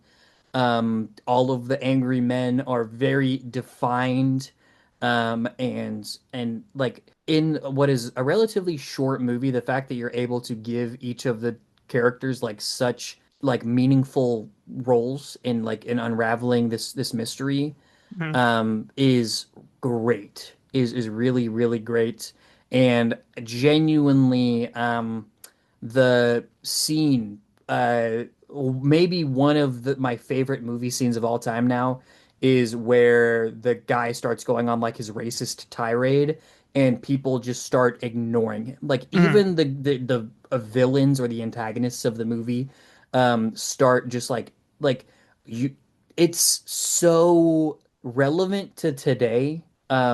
So like I just wish that type of thinking was in everybody's brain, right? Because you have these people like he's the original rage baiter. And Yeah. like some people just like you give them exactly what they want when you sit there and like let them talk, but like the fact it wasn't even like the main like I can't I'm terrible with names of like old actors, but it wasn't even the main guy who got up and started that. Like it was one of the other jurors who just like I can't stand for this, and he just walks away from the table, and like that scene is one of the most like meaningful movie scenes I've seen in so long. Mhm. It like proved to me that like everything's the same. Like it's different. Like things have gotten worse, things have gotten better, but like that is such a thematic line directly into the life I'm experiencing from Mhm. almost 100 years ago is so, so insane. I was just gonna bring it up. So I checked myself before, like when you were talking, I quickly checked. This was Sidney Lumet's directing feature debut. So he's Yeah. done quite a few television, some episode of televisions and some Uh-huh. shorts, but this was his feature debut. And again, talk about knocking it out of the park. This is a masterpiece. This, like, I genuinely think that, if you're in a movie school, this should be, and I think it is, Yeah, I'm sure it should be is. used Absolutely. Yeah. as this is how you write a screenplay, and this is how you utilize next to nothing when it comes to budget. Like, all you Hmm. need is one room, 12 people, and Hmm. basically one great story in the middle Yep. of it. And the fact that it, like, it just feels electric. The fact that you're never bored. Yeah. And also the fact that Sidney Lumet, his last movie, so this is 1957, his Hmm. last movie was 2007. That's It's crazy. Yeah. insane. This guy, like, Hmm. I think many people forget about him, but Yeah. he has some great movies under his belt, and Yeah. this might be his peak. So, like, Yep. or a peak. This might be his, like, magnum opus because, like, it's very hard to top something like 12 Angry Yeah. Men. And I would say, have you watched the remake from 1997? No, I'm not. Really good, also really good. Great casting. There's James Gandolfini is there. There's Hmm. quite a few like notable actors. Exactly the same, but Yeah. like it's more like it's a grittier movie. Hmm. And I think if you like this one, it's one of those like the remake is as good or like almost as good as the original. Like I would strongly recommend that as well. Hmm. Yeah, I mean, I'd definitely be like I really was moved by the story and the performances, so I could definitely see myself checking that out. And Yeah, yeah, I right afterwards I got summoned for jury duty as well, and it is not the same. Not at I all as compelling. I also have been summoned to JDT like now 2 years ago, and yeah, it's Mm, not the same. That is nope. 100%. And Mm-mm. also talk about a movie I need to rewatch because this is a movie, the original I've only watched once, Yep. and that was when I was about 15, 14. So it might be now 2 decades. So, but it just still Yep. made such an impression. I remember certain scenes, like Yep. the glasses scene when he takes off his Yeah. glasses and does that, and then Yep. basically sways most. I was like, that's Hmm. such a great fucking detail. Yep. That's no, yeah, that's a great. Like again, talk about some big ones. That's one of the Yep. best movies you can ever see. Yep. Yeah. Yep. Definitely. Well worth the So watch. 100%. So based on this, what would you say is your favorite movie decade? Uh, it's almost unfair. Like I um very much am more of a see movies in theaters than I Hmm. am about like watching older movies. Like I do it occasionally. I have some like specifically like I'll get into it for like a month or two and I'll really focus on that, but I'm very much in theaters. So the bulk of my movie watching career was the 2010s, Hmm. and I there's just so many movies that are special to me from that decade. From like Blind Spotting, we talked about Arrival, Mad Max, Game Night, like Nice Guys, Spider-Verse, like um, the the highlights of the MCU as a project, Hmm. kind of pushing what that can be. Um, yeah, it's got to be the 2010s. Like, even like I've watched more movies per year in theaters. Like these past couple of years just because I've been with Sif Pop. Hmm. Um, I definitely didn't go to the movies as much in the 2010s, but yeah, those stand out to me for sure. No, 2010s is a great decade. Like it is still like it's hard to say that because we obviously both of us we have like a recency bias Yeah. because we are still not that far removed from it at all. Mhm. But at the same time, there are some great movies I genuinely believe will stand the test of time, which Yep. only time will tell. But Yep. like 2010s, it's one like this is the fun thing about talking movies. It's so hard to even argue, oh, it's just a recency bias, but there are some fucking great movies. And like Hmm. MCU was definitely at its peak in that Yep. decade. Yep. One can argue ever since that decade ended, it's been Yep. kind of like, like this Yep. kind of wave where it's like Yeah. sometimes it's up, sometimes it's down. Hmm.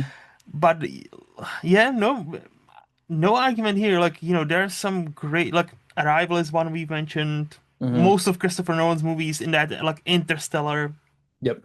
that's also another one that's just, yeah. Hmm. No, many great movies. So Hmm. no argument there. Yeah. It's definitely the decade like that I've seen the most movies. Mhm. So that's also like proposes some bias there. But Yeah. um yeah, I mean if you ask me like a favorite movie, the odds that the first one that comes to my head is gonna be 2010s is like 90%. Like Okay. yeah, Okay. just special. I do think that there's also just something to like seeing movies in theaters Hmm. that is gonna just improve the experience even just like a little bit.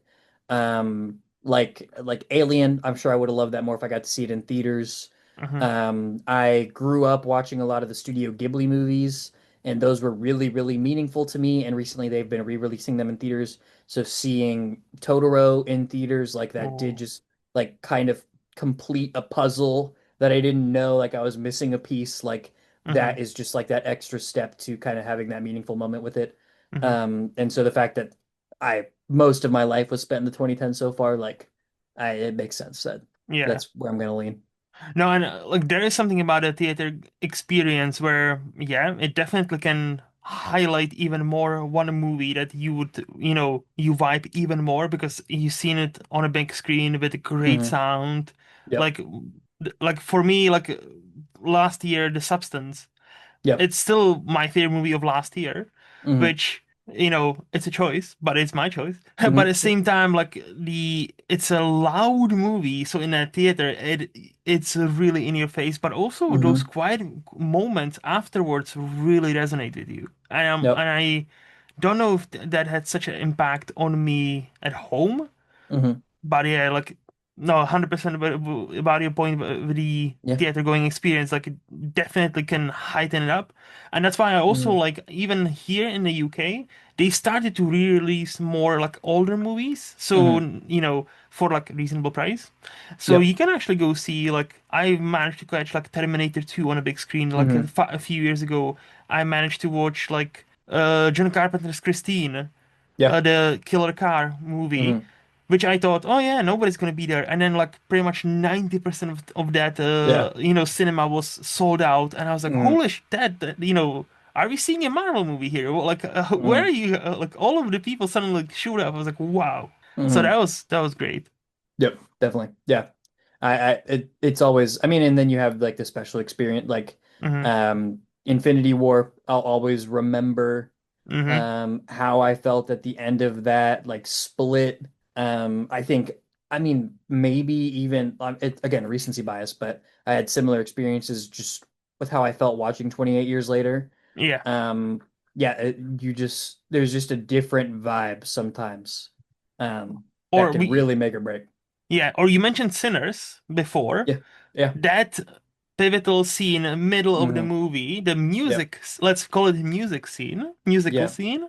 hmm, That like I was not prepared for it, and I was like, wow, what is happening? And then I was like, yeah, I am so into this. Okay, let's go. And that just I can't wait yeah. to rewatch that movie because that was great.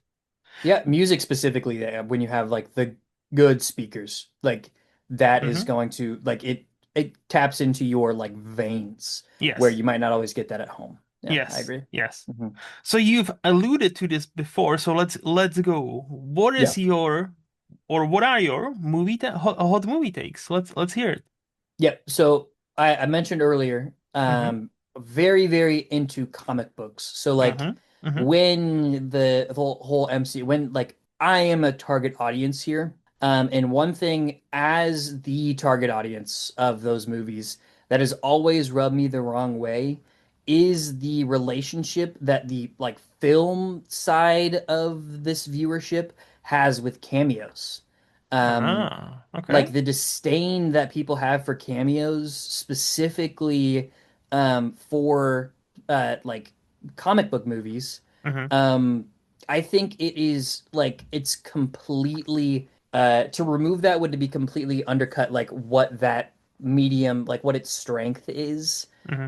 I'm not saying like it's done incredibly every single time, but Mm-hmm. it's the shared universe idea is the thing that makes comics so different than any other medium. Like you can't have some of the insane interactions and random crossovers and like the world colliding moments Hmm. um that you get there, and like some of the parts like where they really lean into and allow that to naturally happen in the MCU, I think are like just so special and meaningful to me, like as a comic book reader. Like it's not even necessarily the things that I think you might think of. Like I think of Thor Ragnarok, where we have like one scene with Doctor Strange. Like that Hmm. is so quintessentially what comic books are. Hmm. Is you have these characters who just like pop up, and it doesn't hurt if you don't read their comics. It doesn't, like, maybe that'll be the moment that makes you read those comics or makes you watch those movies. Um, it is, I think, like that is what makes a comic book movie in many ways. Hmm. It's like it's part of the suspension of disbelief. Like, like it's good, it's bad, right? Like you watch a Spider-Man movie and the common thing of like, where is Iron Man? He's in New York. Like, why is everybody not responding to this? Like, you give and you take. Like, it's just part of like rights. It's part of the complicated like maybe when they made that movie or made that comic book, they intended to have that character, and then a lawsuit came up, or the artist couldn't draw it right, or just like any, like it's just like such a unique um medium. Like it's not like books, really. It's not like movies or TV shows. Like it has a different thing, and I think instead of using that as like a flaw, we should just like I think you really should view it as what you get when you combine two mediums together, and Hmm. like the potential of it. And yeah, I think it's to have like a negative perception of it is oftentimes going to ruin your experience and kind of have this barrier to entry that ultimately, like as a fan of comic books, like I would hate to see that go away. Hmm. um, so yeah, that's my big thing. Like I feel like cameos get a bad rap, and I think it can be done wrong. I think it Hmm. could. I know I might be in the minority, or like it's relatively controversial, but um, there are moments where it can be done in a super meaningful way for Hmm. the story. Like I do love what they did with No Way Home with the Spider-Man, like Yeah. because it's like it's you are there when you're talking about a comic book or talking about a comic book property, like there's so many pieces that come together for those things to happen. Hmm. Like meta text. Like I grew up loving Spider-Man. I grew up watching all of those movies, being told that this would never happen, and so to see that happen on the screen, sure, is it fan service? Yeah, but is that a bad thing? I don't think so. So, Hmm. yeah. Interesting. So your hot take is defending cameos. I like it. Yeah. Because I will say, I think I'm on a side of like a very boring side, which is as long as the cameos make some sort of sense, I'm fine with anything. Like like I loved No Way Home, even though I haven't rewatched it since the cinema, so I don't know Yeah. how well it plays at home. So, like the Deadpool and Wolverine, I definitely skew on really, really enjoyed my time with that movie, Hmm. despite some people did not because of Yeah. maybe the cameos. Yep. And but again, like in that movie, like for example, Deadpool and Wolverine, I thought most of them kind of make sense. Like that's why I was not bothered with that because like the idea of them playing into, oh yeah, this character never had a great movie, so let's bring them in, or this Yeah. character never even had a movie, so Hmm. let's do something with that character. Not you know not Exactly. Yeah. not to spoil anything, even Hmm. though it's been a Yeah. year, so like, but still. Yeah. I again, if done correctly and if done well and serve some sort of purpose in that story, great. Hmm.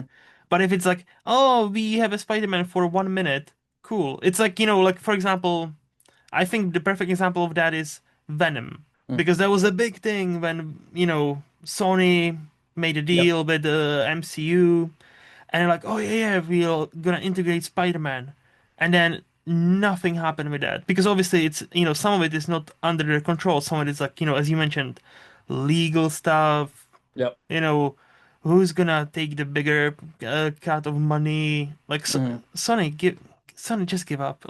Yeah. Like you've made Madam Web. Hmm. Don't even try to do anything.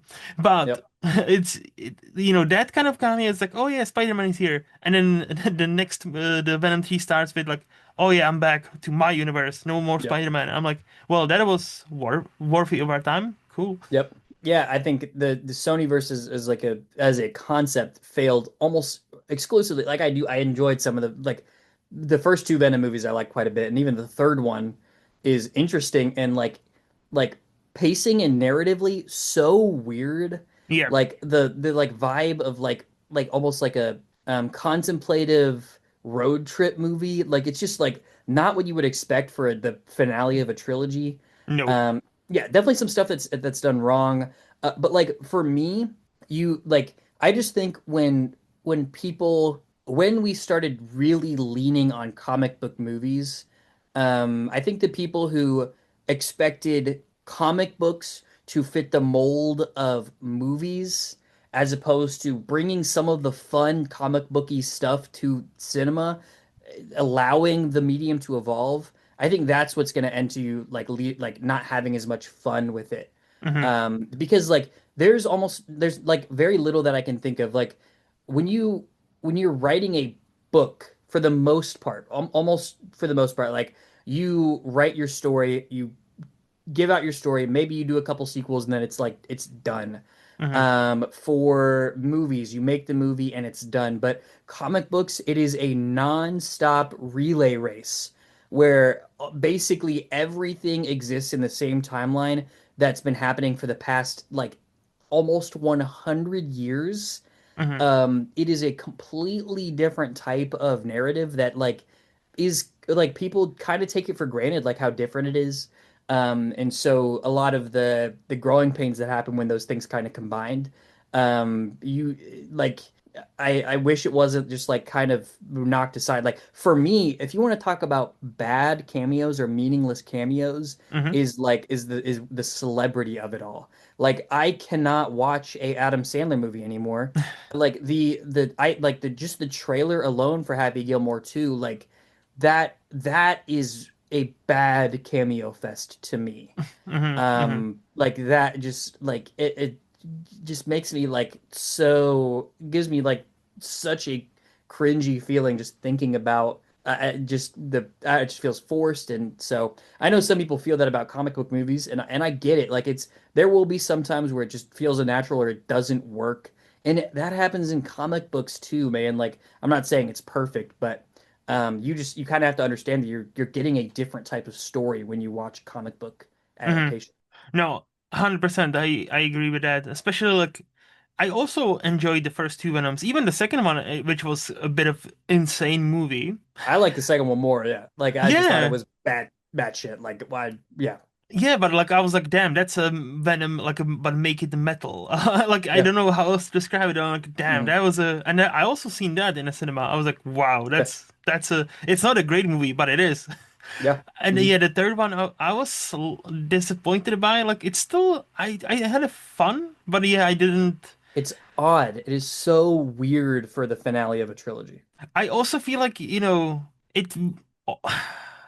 not a missed the mark, but I feel like it almost missed the point. Like, Venom suddenly being all, like not self-aware, sorry, more like contemplative and just like, this like, oh, like looking Yeah. introspectively into, oh, this my life without him, and Mhm. what's gonna happen? Do I need to die? And I'm Yep. like, really? This is the finale of this, Yeah. beast? I Yep. Again, I as a person who's never read a single comic book in his life, I only Mhm. go by on a movie. So maybe this happened in a comic movie number 5,400, whatever. Cool. But like in a movie, it just doesn't work. It almost feels like there's a story missing in that movie. Mhm. But yeah. Yeah. But Yeah, I definitely agree. Like it's not always going to work. Like yeah. I'm not saying that you should just accept cameos if you don't like them. Hmm. I'm saying like if like there are some people like myself who like their my brain is wired to just like appreciate that. The juggling that has to happen like in terms of like trying to keep like consistency, trying to keep like everything in line. Like the fact that they make mistakes and have to like work back from that, like it's so interesting. It leads to some really, really unique storytelling potential. Yeah, it's just cool. Like I think the idea of a comic book movie is really different now. And I Hmm. think James Gunn has a lot of the heart there. I think that's why Oh yeah.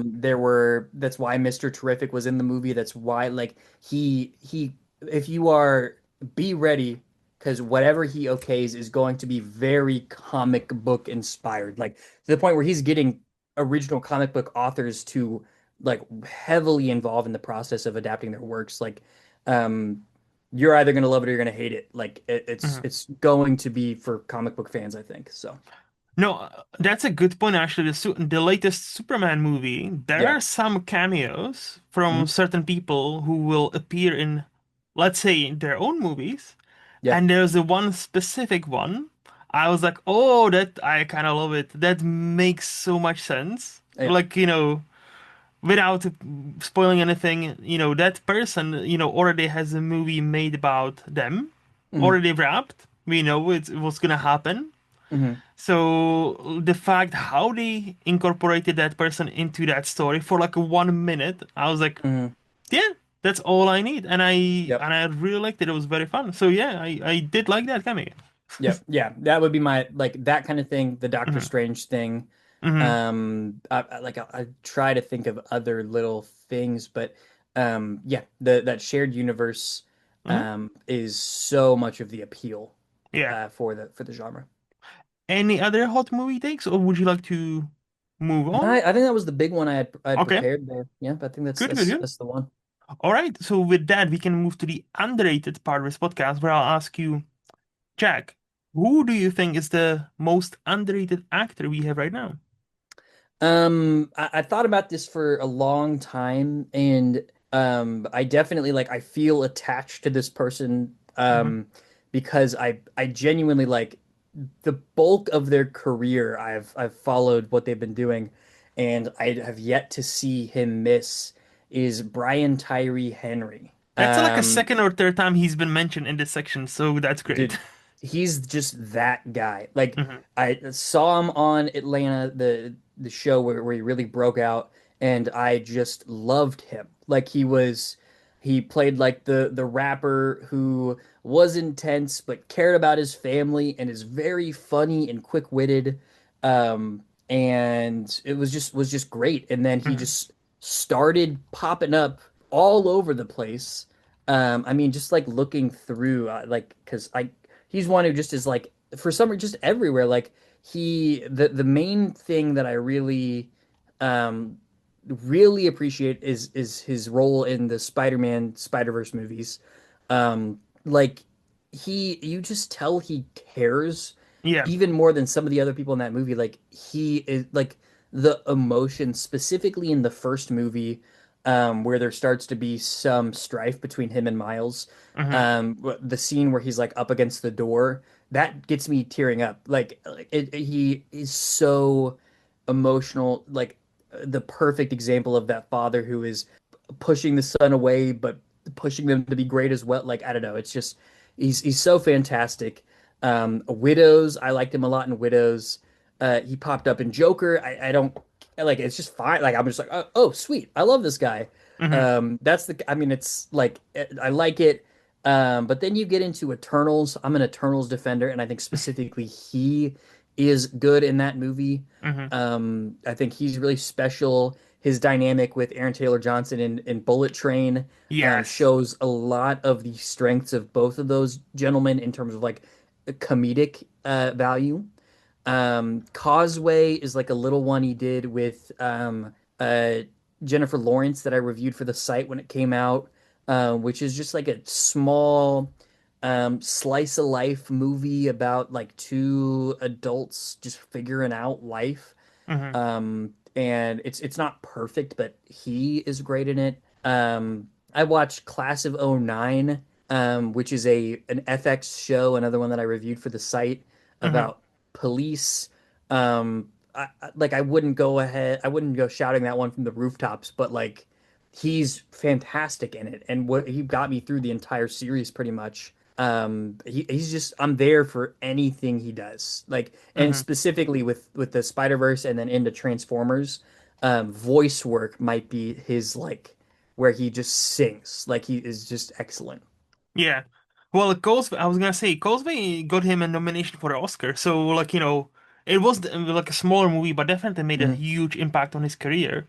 Yeah. I still haven't seen Atlanta, but it's been on my list for a while. So, like, Yeah. I'm getting around to it, but it's just Mhm. so much to watch. There's so Yep. many TV shows.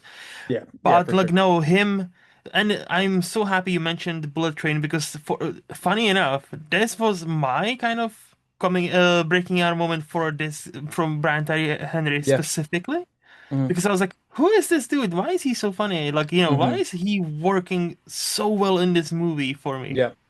And that's the thing, right? Because like he could have easily been like that character could have been just easily like disposable funny character number two, right? Hmm. And if you didn't have him, it would be like, oh yeah, he was funny, but yeah.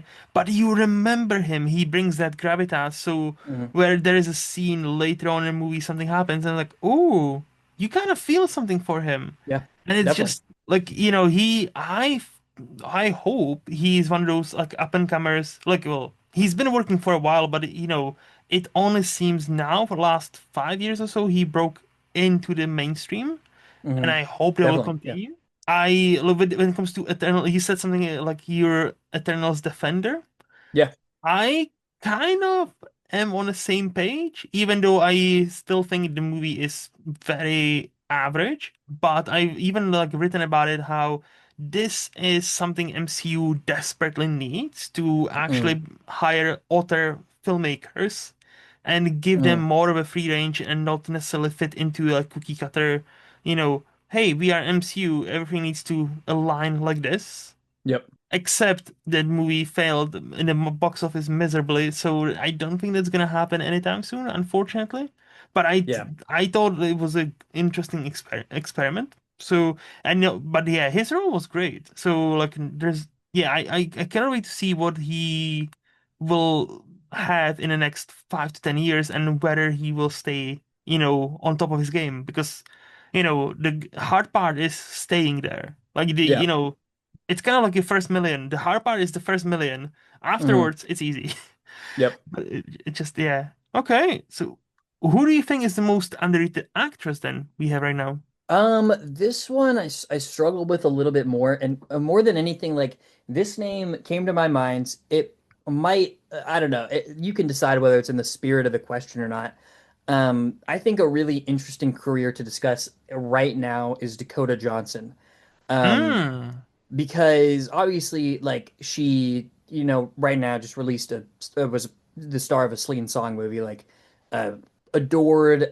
I loved it. I had a lot of fun with it. But even like she in that movie, she was good, but wasn't necessarily the selling point for me. So you have instances like that. Then you have instances, of course, like Madam Web or 50 Shades of Grey, Mm-hmm. where it's like the circumstances of the movie couldn't ever have facilitated a fantastic performance.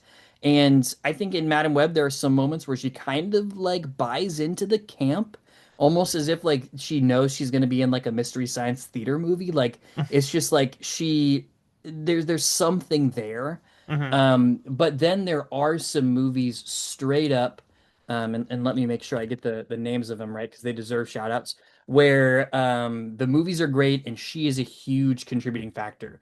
I do like Materialists. I think it was good to great, but I think she kind of got unfortunately like had less to do weirdly than some of the other characters. Like Chris Pine is the guy there for me. I'm looking forward to Splitsville, which I've seen some trailers for. Mm-hmm. I think that has an interesting concept to it. Am I Okay came out a couple years ago. It is a movie where she is kind of like just like an adult figuring out what to do with her. Like she's got a best friend who she has a very complicated relationship with, who's about to move away, and she's kind of battling with that. Funny, emotional, very modern. Um, she's great in that. One of Mm-hmm. my favorites from her. Cha Cha Real Smooth, sorry. Same year, I adored this movie. Hmm. Her specifically, and her relationship with Cooper Rife, the writer and director, and then her daughter in the film, played by Vanessa Berghardt.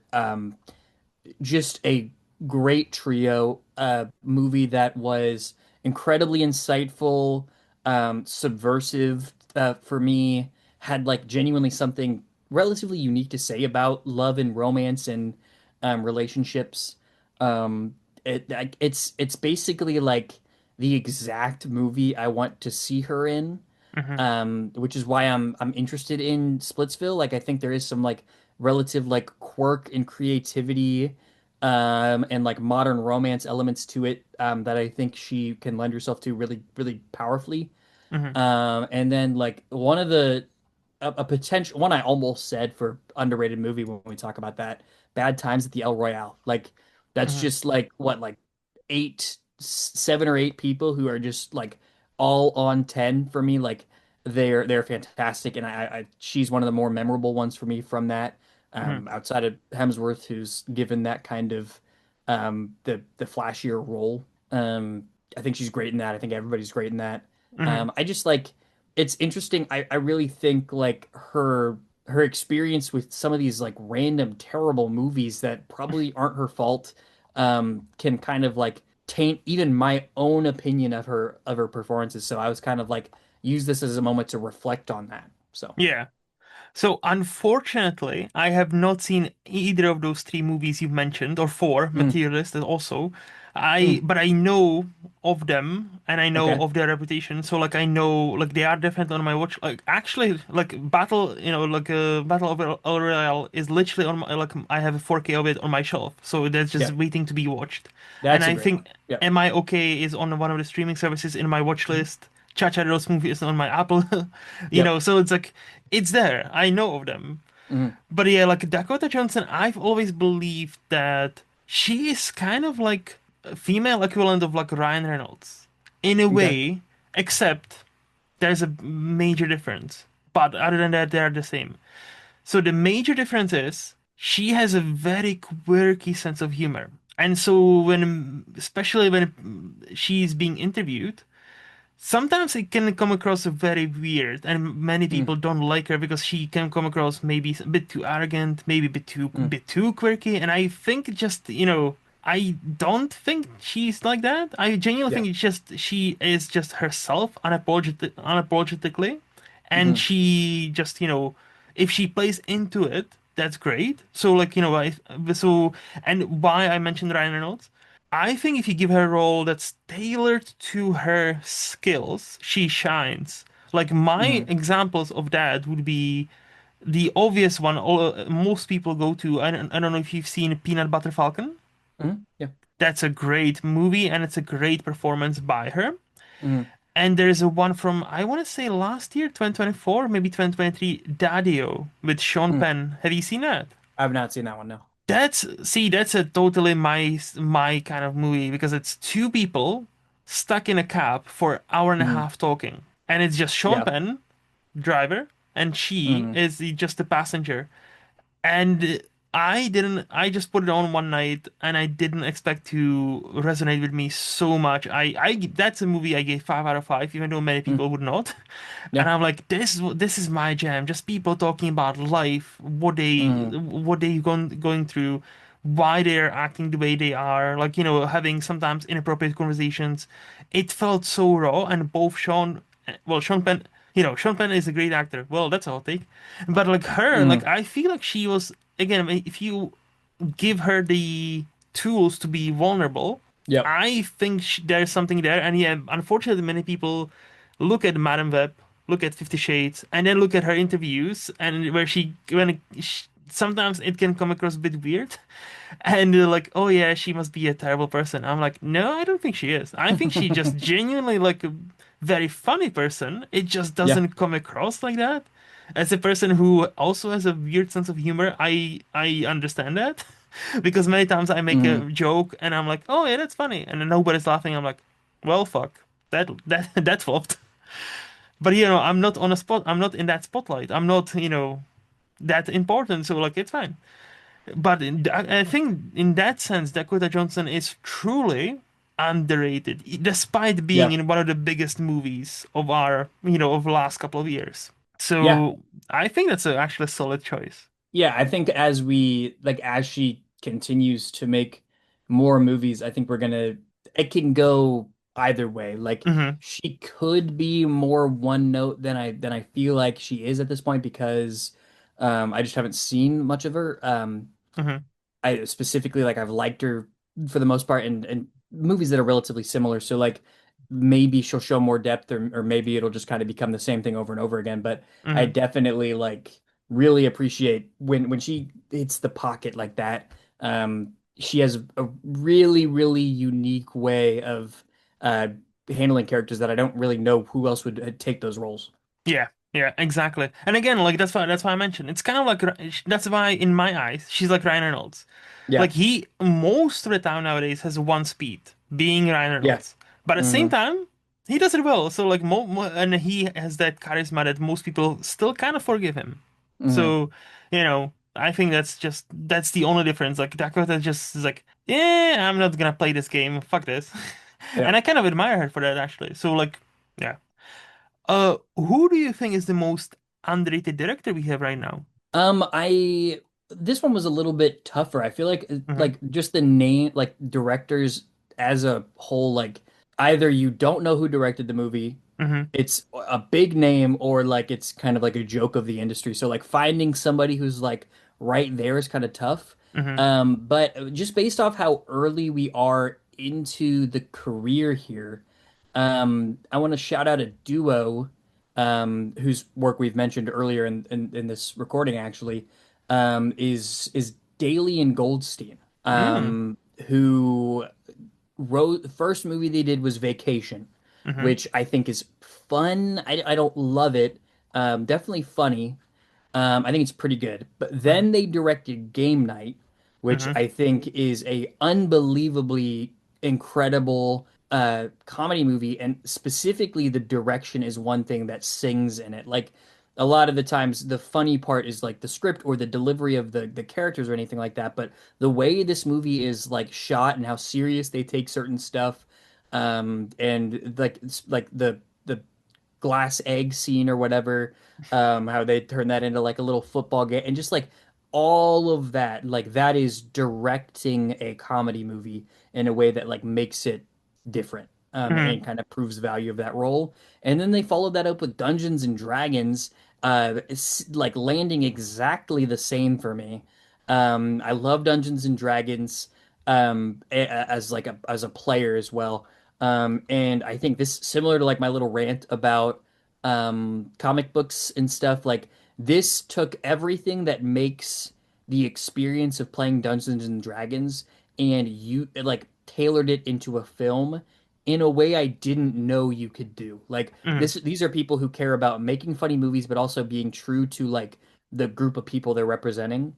Mm-hmm. And like specifically the way they got creative with the magical mirror, the different little puzzles that they have throughout there, the spread of different characters that we get to interact with. I think like I genuinely was hugely anticipating that movie, very scared that it was going to like besmirch a hobby that already gets kind of dunked on. And it ended up doing the opposite, and I feel like if you ever wonder why your friends enjoy Dungeons and Dragons, you can watch that movie and see the appeal, like Mm-hmm. what that hobby has that other hobbies might not have. Yeah. And So, so mm, I think they got one more movie in the works right now. But whatever they work on, they did a lot of writing as well. I think they had a hand in a Spider-Man Homecoming and stuff, but mhm. um, yeah, I'll be there for it. To be fair, same because so we already mentioned Game Night, so I'm not gonna rehash that because like again, a great movie, watch it. Yep. But Yep. Yep. with Yep. Dungeons and Dragons, talk about a that trailer looked awful. And as I do not, I've never played a single Dungeons and Dragons Yeah. game. I'm not into that. So like, like I was not. I was like, yeah, this is gonna be a flop, which it was a flop. However, when I actually watched the movie, I was laughing my ass off. I had Yeah. such a blast. And speaking of cameos, Mm. Bradley Cooper. Yeah. What a way to do that is more of a celebrity cameo, but it works. But that the joke, like I'm not gonna Hmm. spoil the joke, but there is Yep. a joke involving him. Hmm. And when you see it, you're just like, and he is so in on that. Like he Yep. is fully in on that joke, and like he only Hmm. has like a, what 2-3 minutes scene max, Yeah. and like it might like just be one of the most memorable scenes in that like entire. And again, it's a funny Hmm. movie. It's a great movie. Hmm. It's like there was some great other scenes like there's a scene at like cemetery that like like cracked me up as well. Yep. That yeah. So like the exact sense of humor of Hmm. a like homebrewed D&D game. Like Hmm. that is what you would do to catch your buddy in a moment. Like it's just like it's so perfect. Great shout out. But yeah, no, like honestly, those guys, like whatever they are gonna do next, I am there because like they've Yep. now managed to persuade me twice that oh yeah, we know how to make a comedy, we know how to Hmm. make movies, just trust us. Oh, I'll be there because like I did not expect to enjoy, especially Dungeons and Dragons as much as I did, and Uh-huh. yeah, great movie.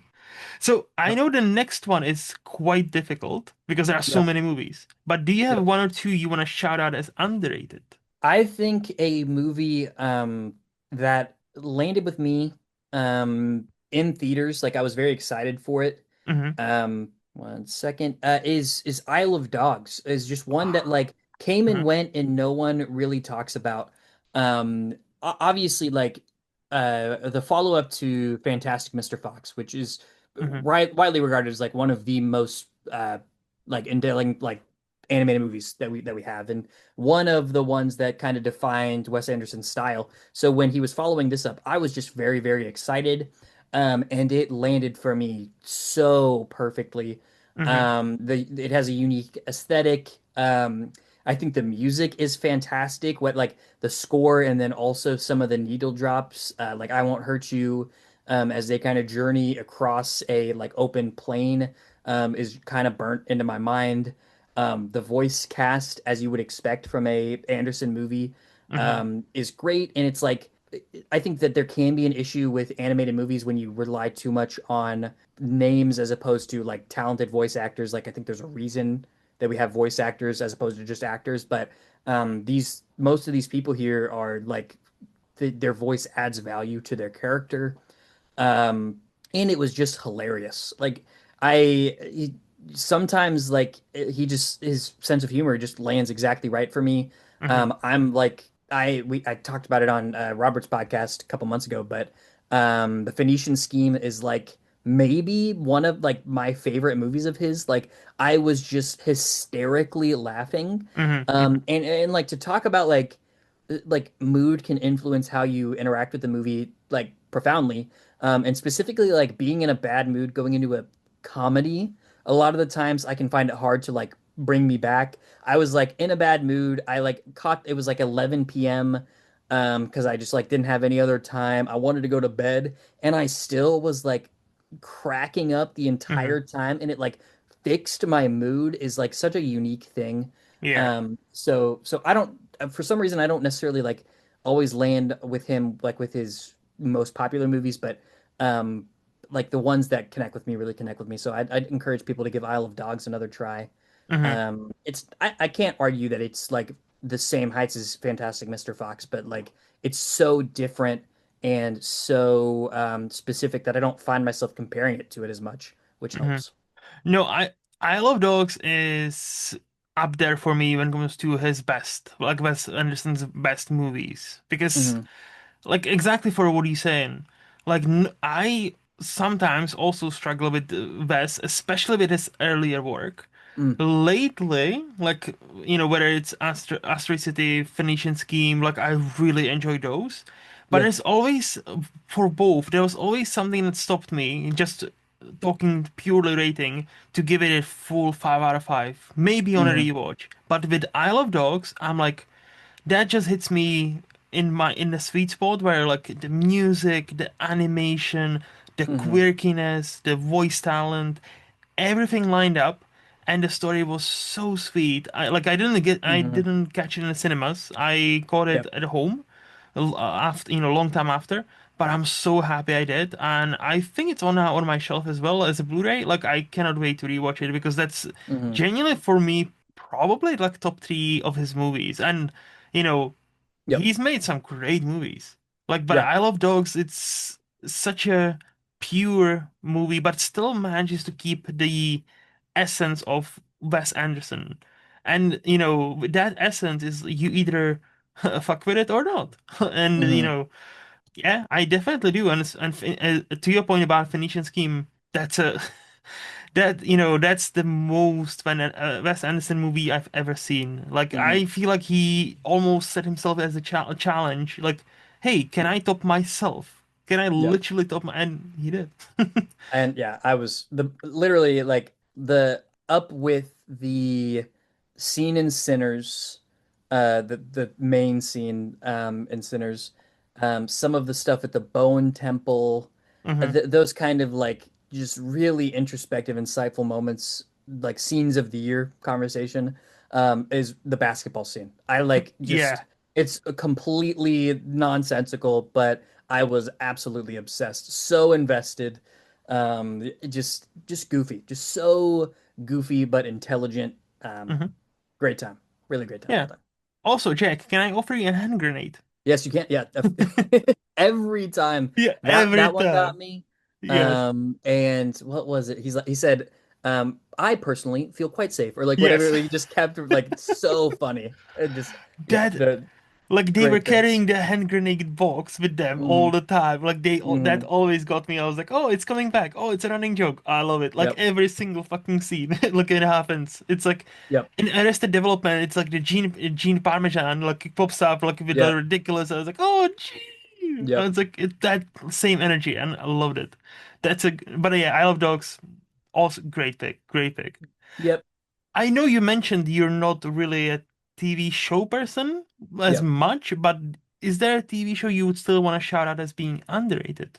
I do, and it's tough. Like I do think that you ultimately like end up straddling a line with a lot of these takes. Like, is Isle of Dogs underrated or underseen or just like kind of forgotten? Like it kind of depends. So this one, I think, the people who watch it highly, highly rate it.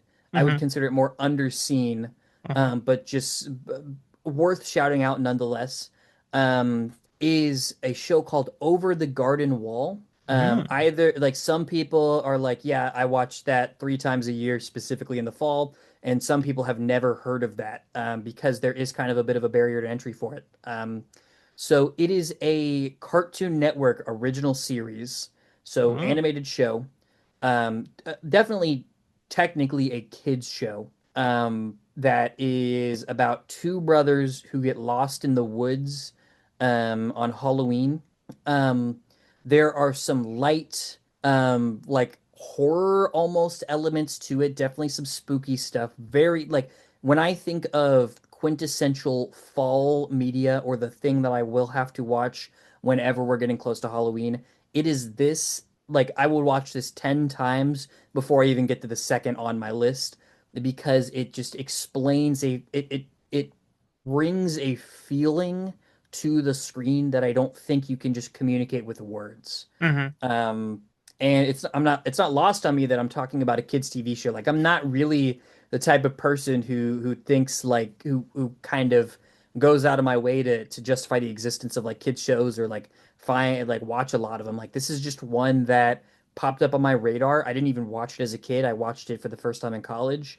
It's 10, like maybe 10 episodes. Each episode's like maybe 12 minutes. So at the end of the day, you can watch it as a movie, Mm-hmm. with just like episodic feel to it. It's emotional. It's hilarious.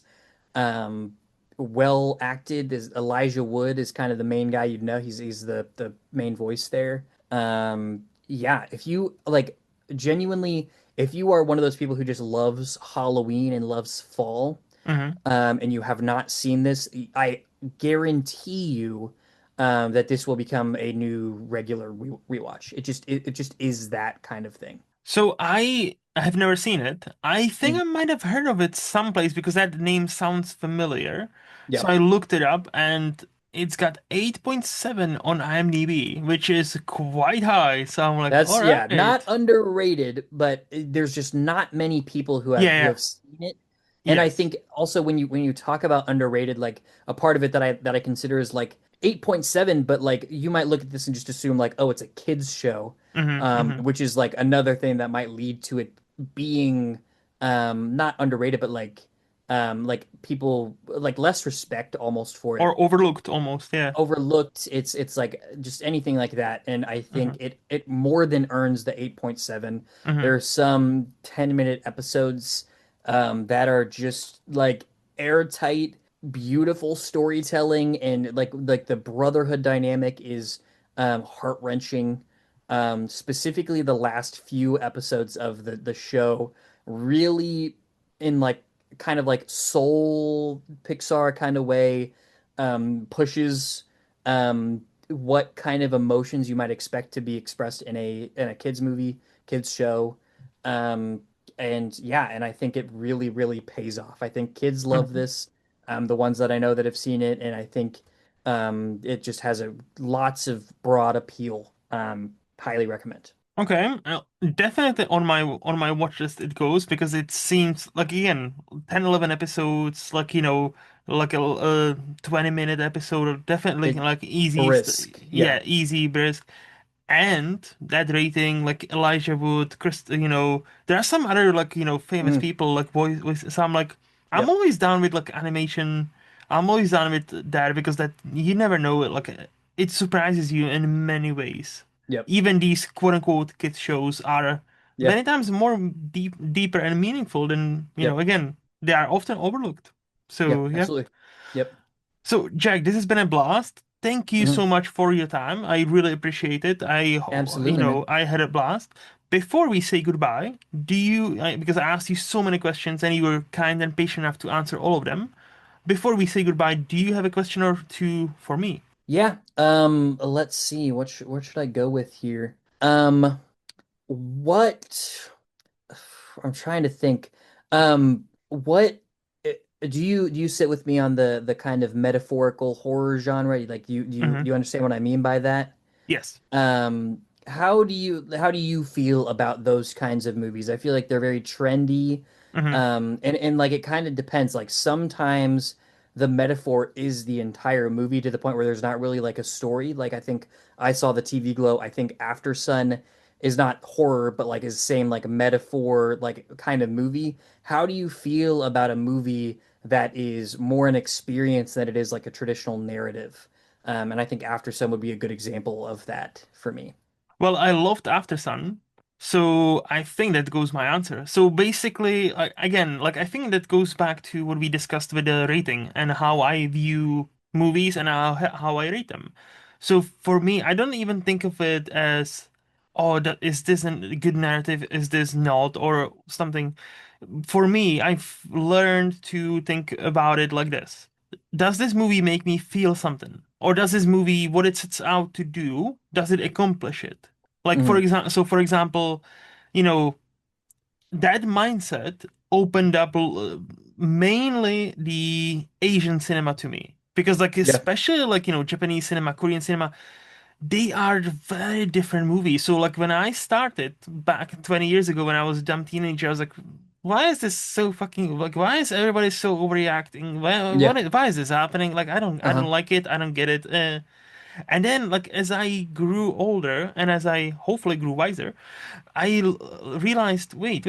You need to take every movie based on what it's trying to do, and you need to judge it based on its own merits, right? Yeah. And that opened up a lot of things where like I've watched many like not just Asian but like many foreign movies, like French movies, Italian movies, and I'm like, Hmm.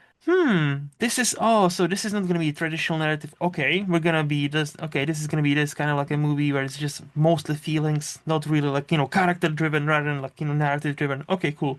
And then if it succeeds, if it's then like if the movie finishes and I can say, oh, this is this has been about this great journey between, I don't know, father and son or mother and daughter or whatever, right?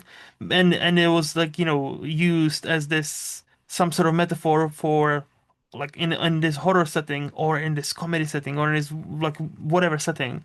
Hmm. I always down for that.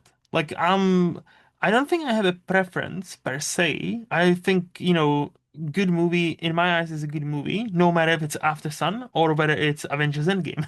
Like, like Yeah. no matter if it's like traditional quote unquote movie or whether it's something like, oh yeah, this is a bunch of almost found footage videos, Yeah. but what they form, what those pieces of this one holiday forms will stick with you to the point where you can never hear the song Under Pressure and not think of Yep. this movie again and being Hmm. emotionally fucking destroyed. Yep. It's Yeah. just, yeah.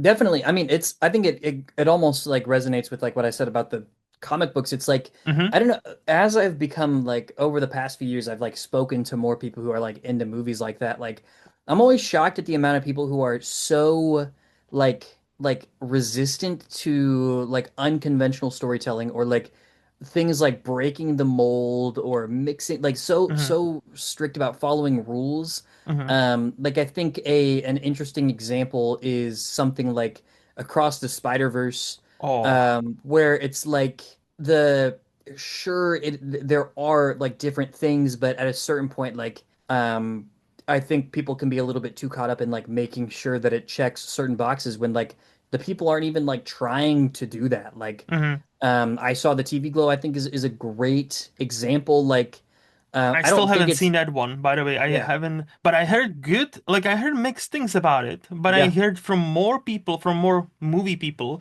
that it's a great movie. I know the overall rating of the movie is Yeah. like middling, but I know Yep. many people absolutely adore it.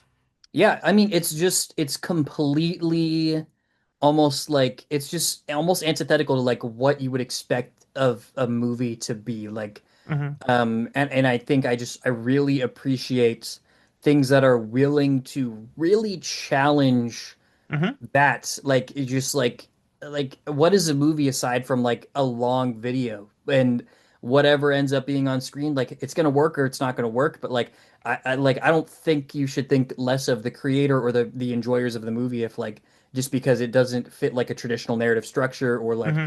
check certain boxes or anything like that or like I don't think think of like the Martin Scorsese thing that became such a drama for no reason where he said like comic book movies are like roller coasters or whatever. It's like Hmm. I think you can just easier like more simply put say like there are things that you can do in a comic book movie that you can't really do anywhere else in like that doesn't prohibit it from being great or for being excellent.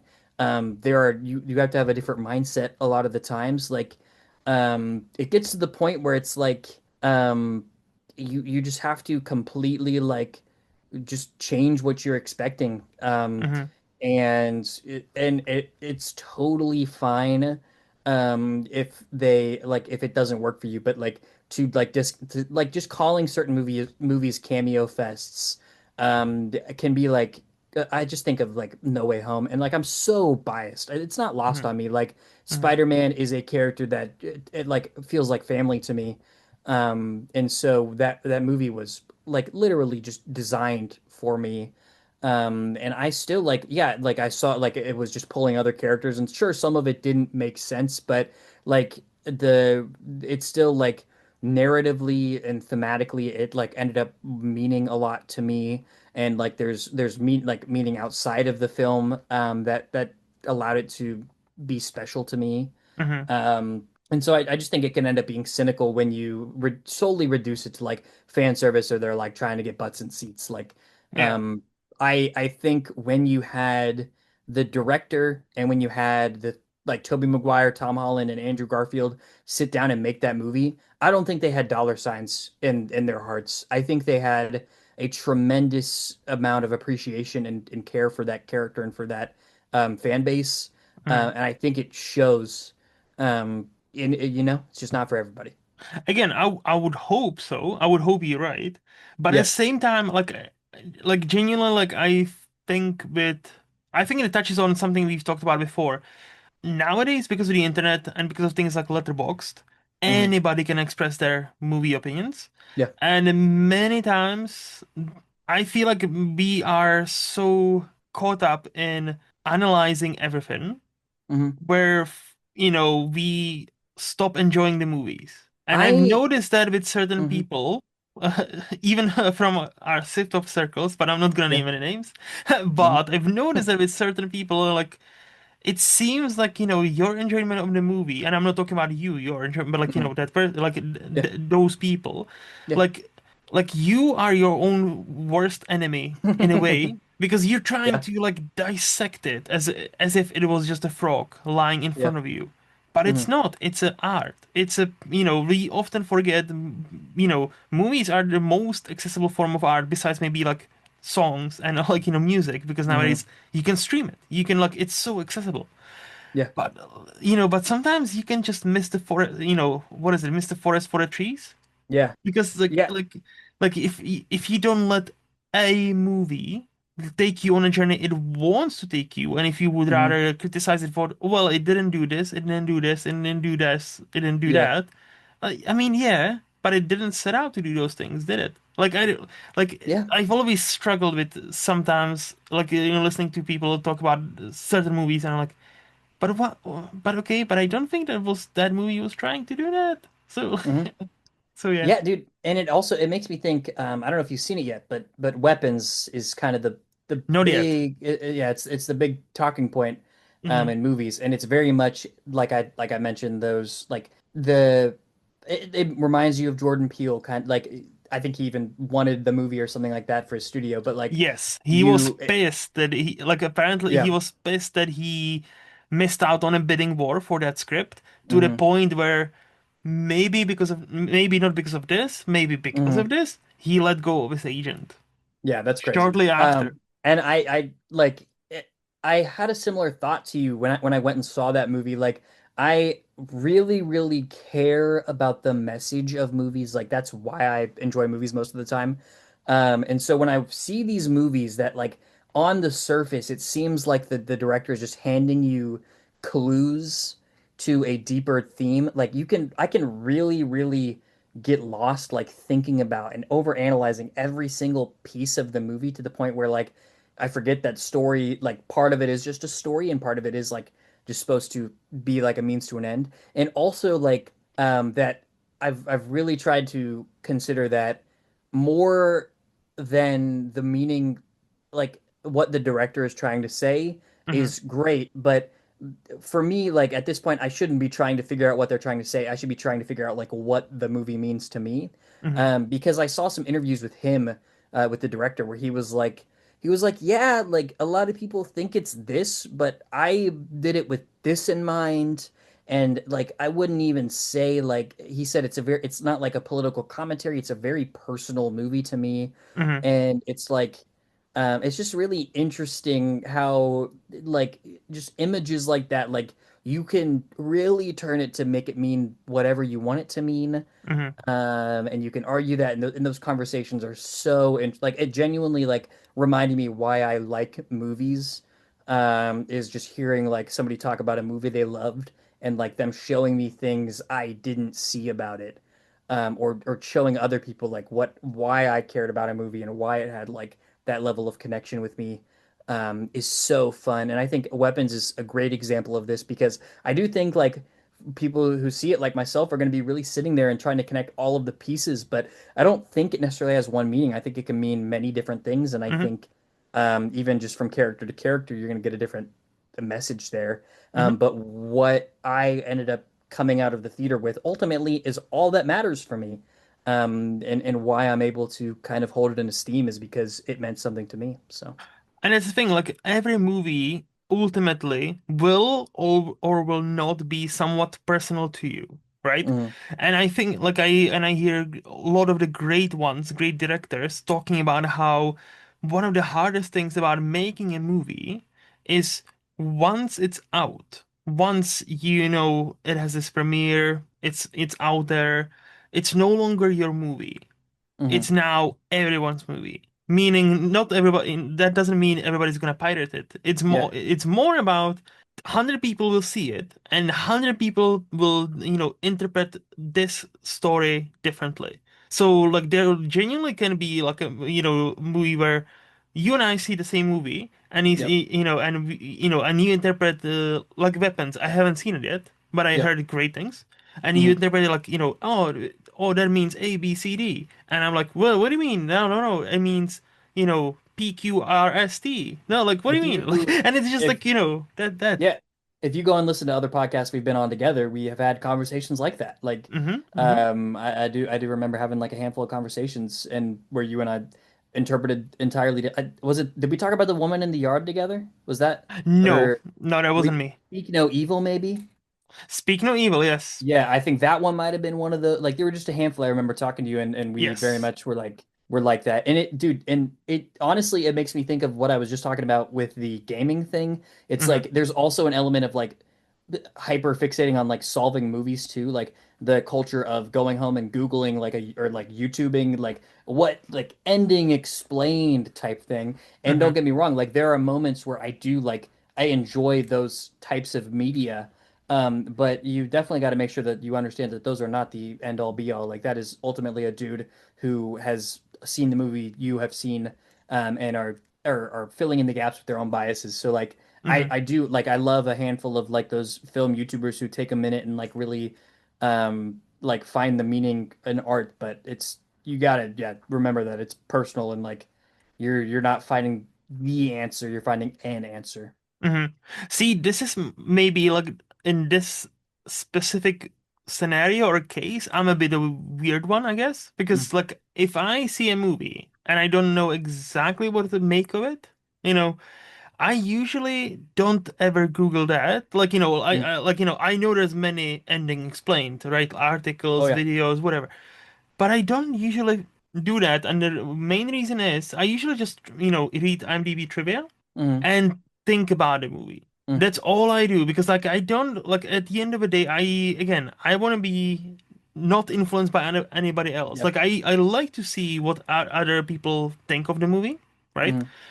But I always like to, if I crack the movie or not, ultimately it'll be on me in a way where I don't want to just, parrot, oh, hey, I've read this based on this person, therefore, Yep. like now I'll take it as mine. Like, you Yeah. know what I mean? Like, Yeah.